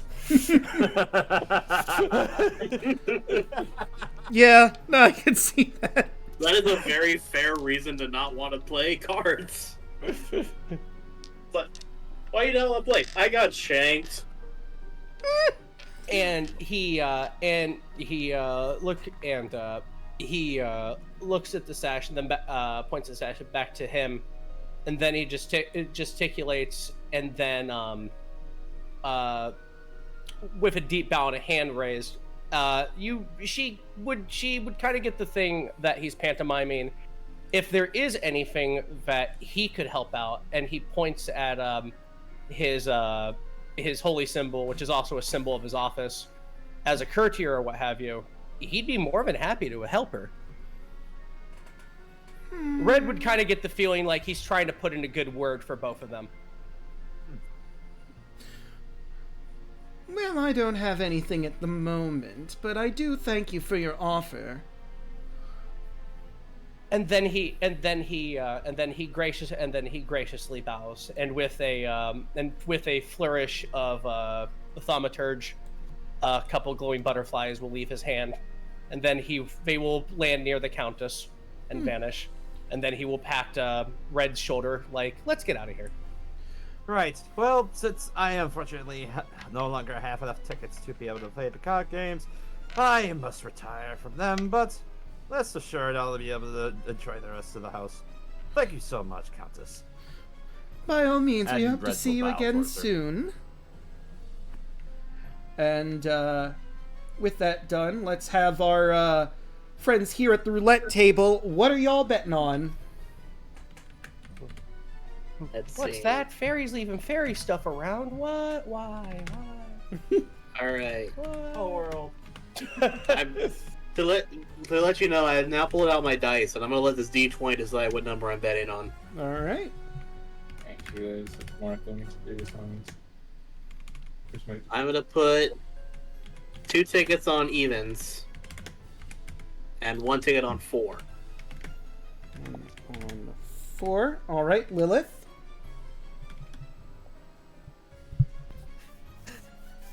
I feel stupid for saying this, but would it be in, I have 2 tickets, would it be in bad, would it be, it would be hilarious. I want to put 1 ticket on odds and 1 ticket on evens, so I win either way.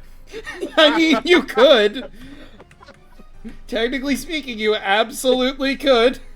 Yep, she's gonna do that. Just because Lilith would do that in character, she'd just be like, well, I got 2 tickets, hey, guess what, I'm gonna win either way. 1 on odds, 1 on evens. The best part is, this is basically a nothing bet. You will get 2 tickets back either way. You bet 2 tickets to get 2 tickets.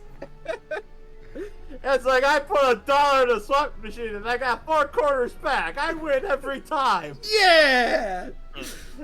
So remind me again how the slots work. Odds, evens, we just break even, right? Roulette, but yeah.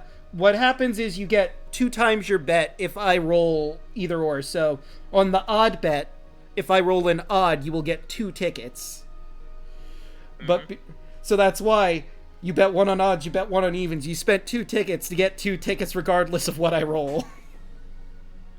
Maybe I get 4 tickets, we'll see. Well, I can't roll both an odd and an even at the same time. Ah, okay then. That's right. That's just not how science works. Yeah, you basically net zeroed in this situation, but I mean, hey, you can't lose. Okay.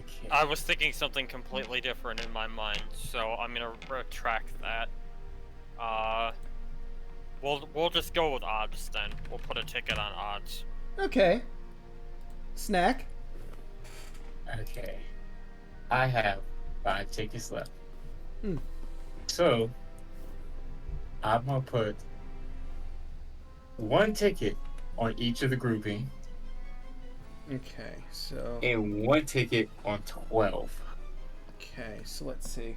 1 on 12 and 1 on. Let me look at our different groupings here so I can make sure. 4 different groupings.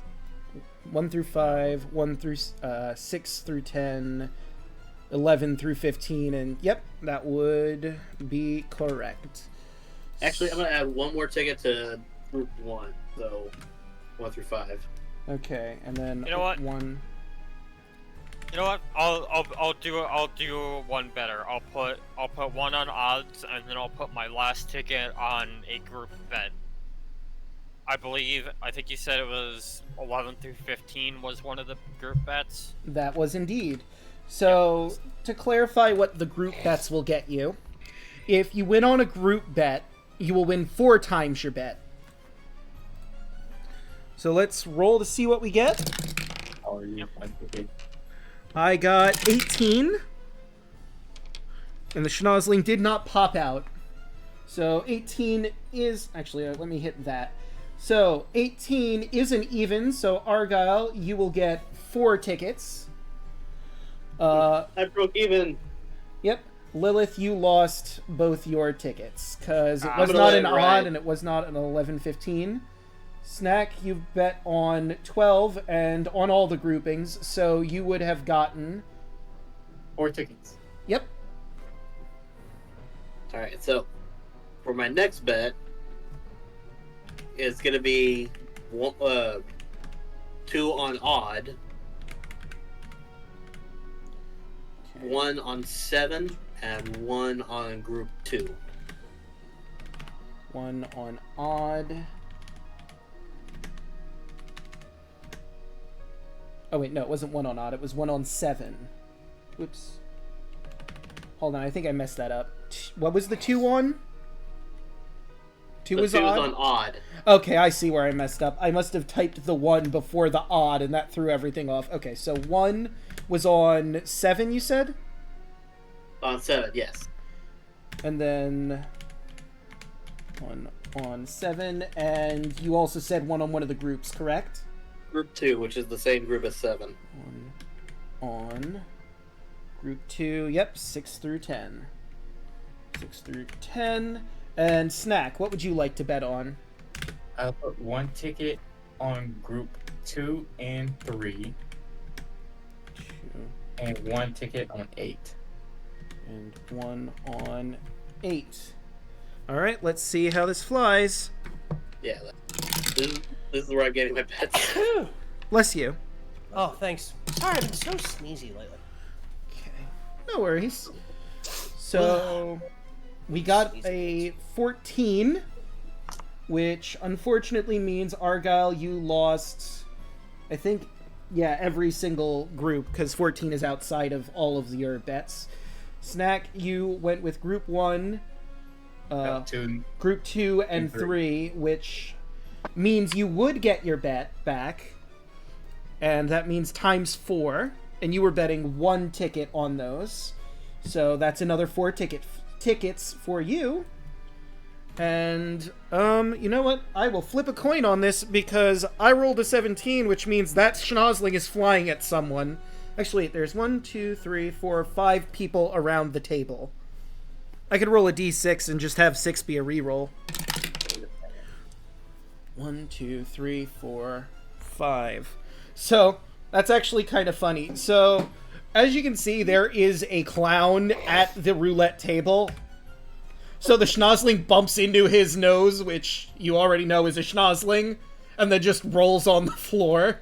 And he laughs. Doink. Can't take that, it's already gone. Nice try, though, little one. Can't take that. Haha, I'm an abomination. That Morgan Freeman voice you pulled off. I'm at next. Is it time for next bet?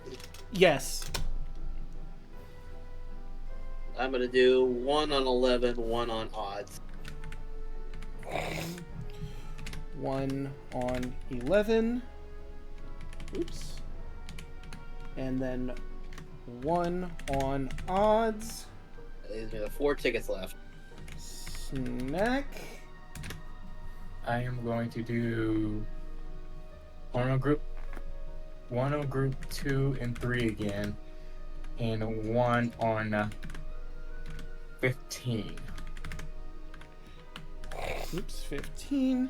And let us see what we get. The schnozzling stops on 3. Which would mean that, Argyle, you get your 2 tickets. And Snack, unfortunately, you are... Well, actually, no, that... You voted on group... No, wait, never mind. You said 2 and 3. Yep. So, yeah, you lost that one. If you like, I think we could do one more, and then we should probably end the session for the night. Mm-hmm. Yeah, why not? Let's see. At this point, would it be fair to assume that Red and Watcher are making their way back to everyone else? Oh, yeah, absolutely. You know, as they finish up the phone, you know, I wouldn't mind trying one as well. Alright.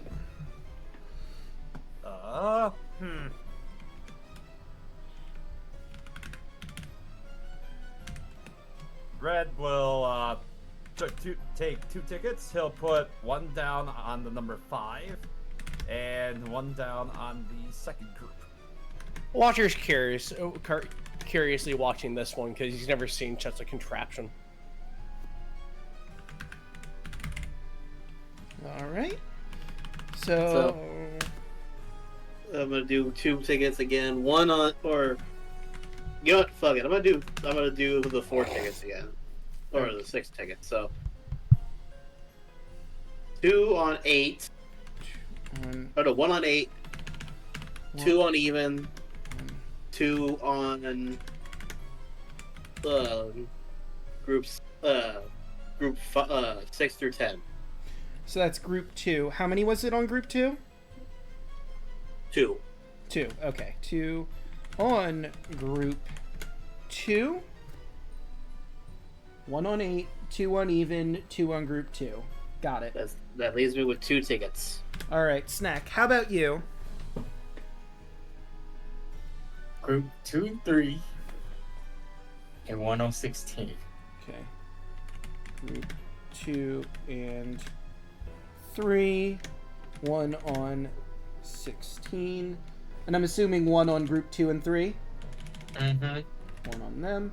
Alright, and that looks like everyone's here, unless Watcher wanted to put through, but he said he was just watching for the time being, right? I am living up to my namesake, yes, sir. Alright. So that's what... So that is our setup for everyone's bets. I got a 19. Damn it! Oops, I missed the slot.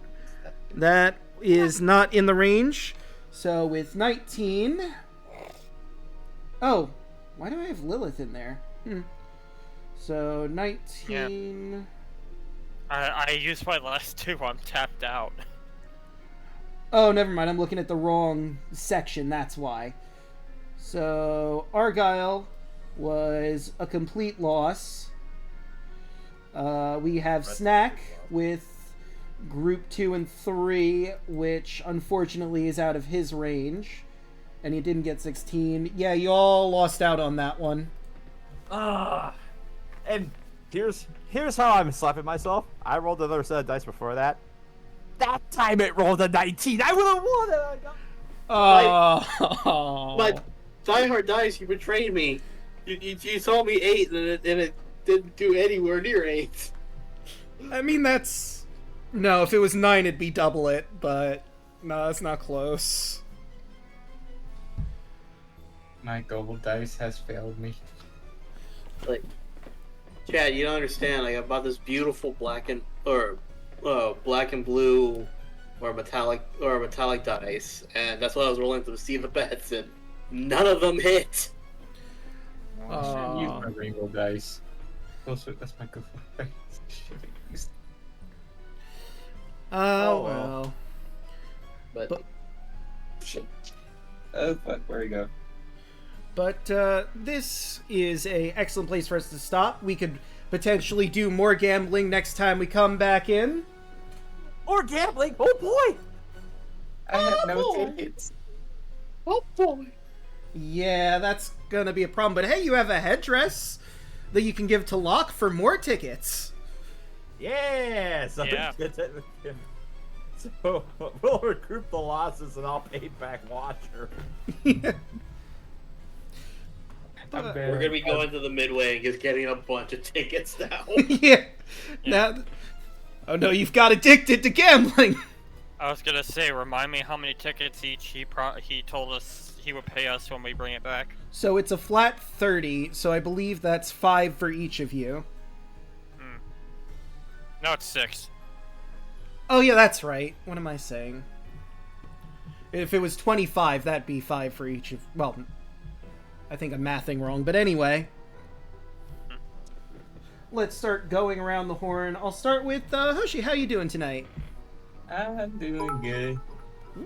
I wish I would have got more tickets. I wanted to do the card game so bad. I'm bad at card games. I am with the roulette. Yeah. And I enjoyed tonight's session. Ah, that was fun. That's it for me. Alright, and let's go with Chaka. What do you have going on? Hello, you can find me on Twitter at ChocoZombie101. You can find me here on Tuesdays playing Lilith. Tomorrow and on Wednesdays, as per usual, you can find me and Daluna along with several other individuals in the community, including Cryptid Saijin, Rosso06, and Mr. Hardluck, for Power Rangers Cyber Strike over on twitch.tv/twitchtheperson, where I play our Red Ranger, Marika Hammond. And I've recently started my own personal streaming journey.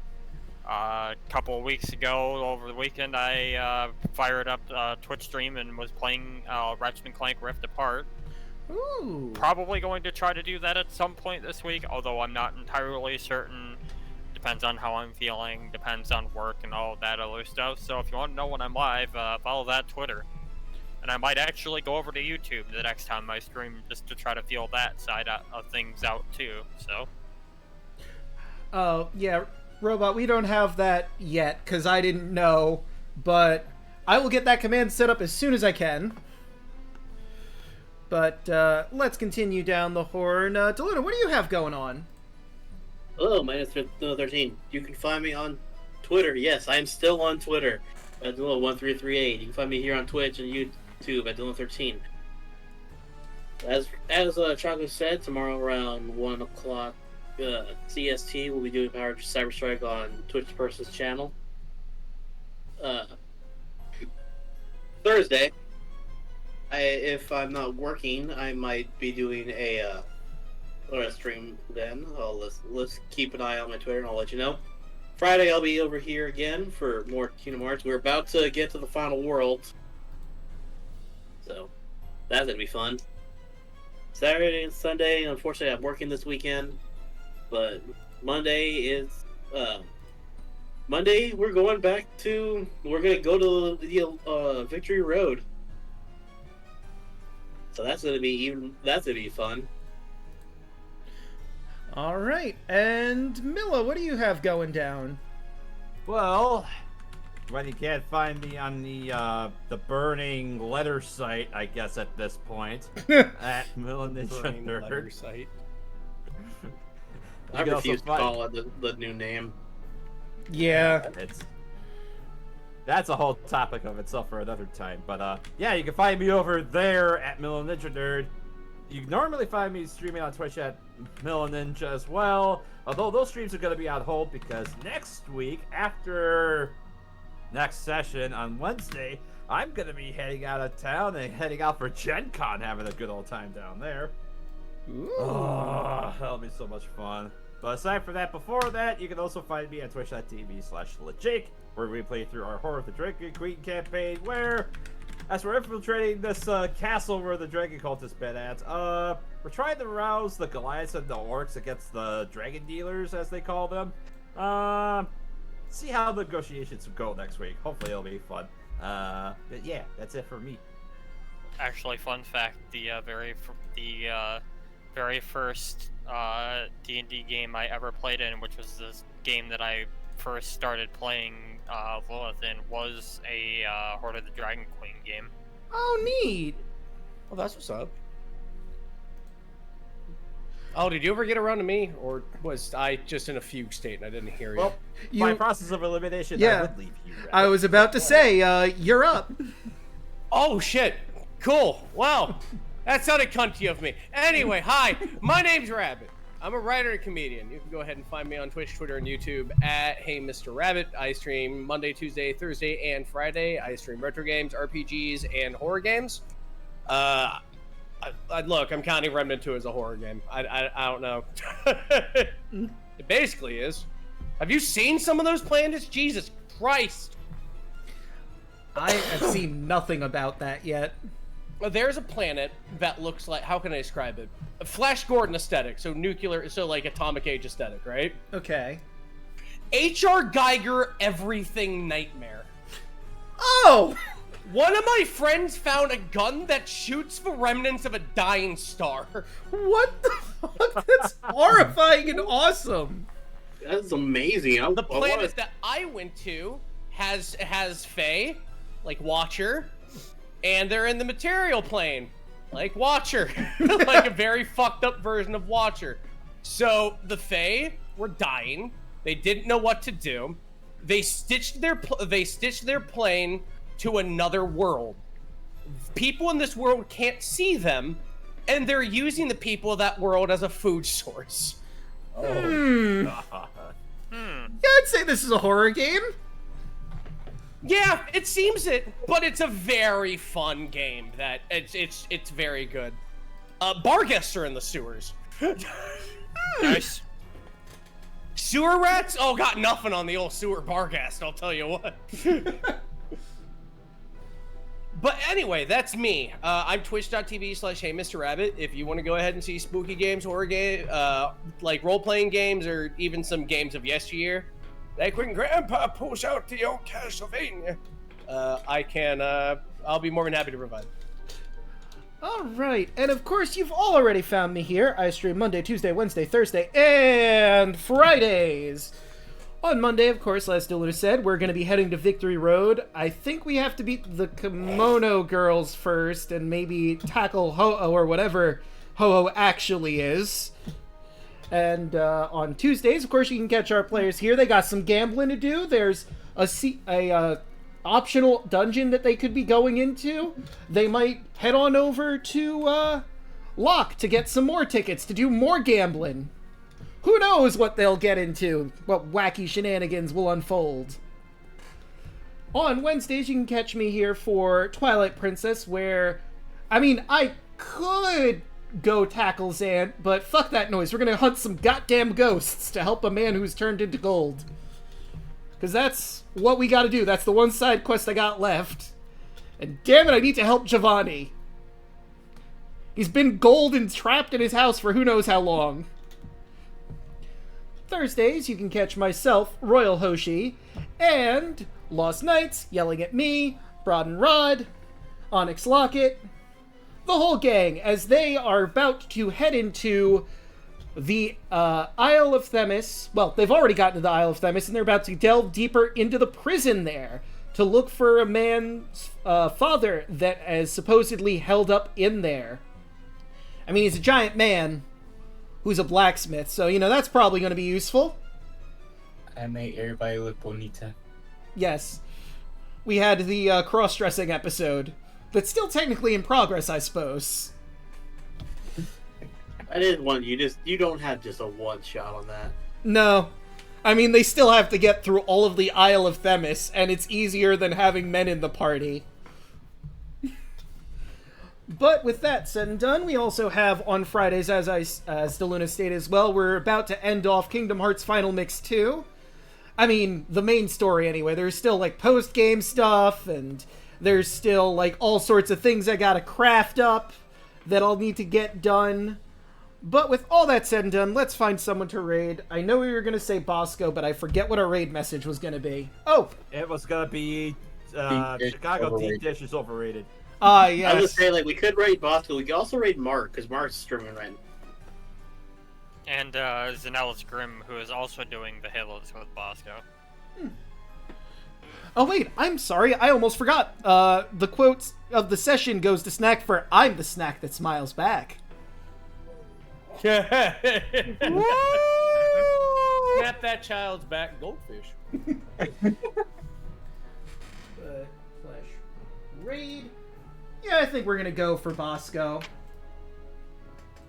Raid. Let me grab his stuff. And By the way, while he's doing that, I'm gonna say this real quick. If you want to hear what me and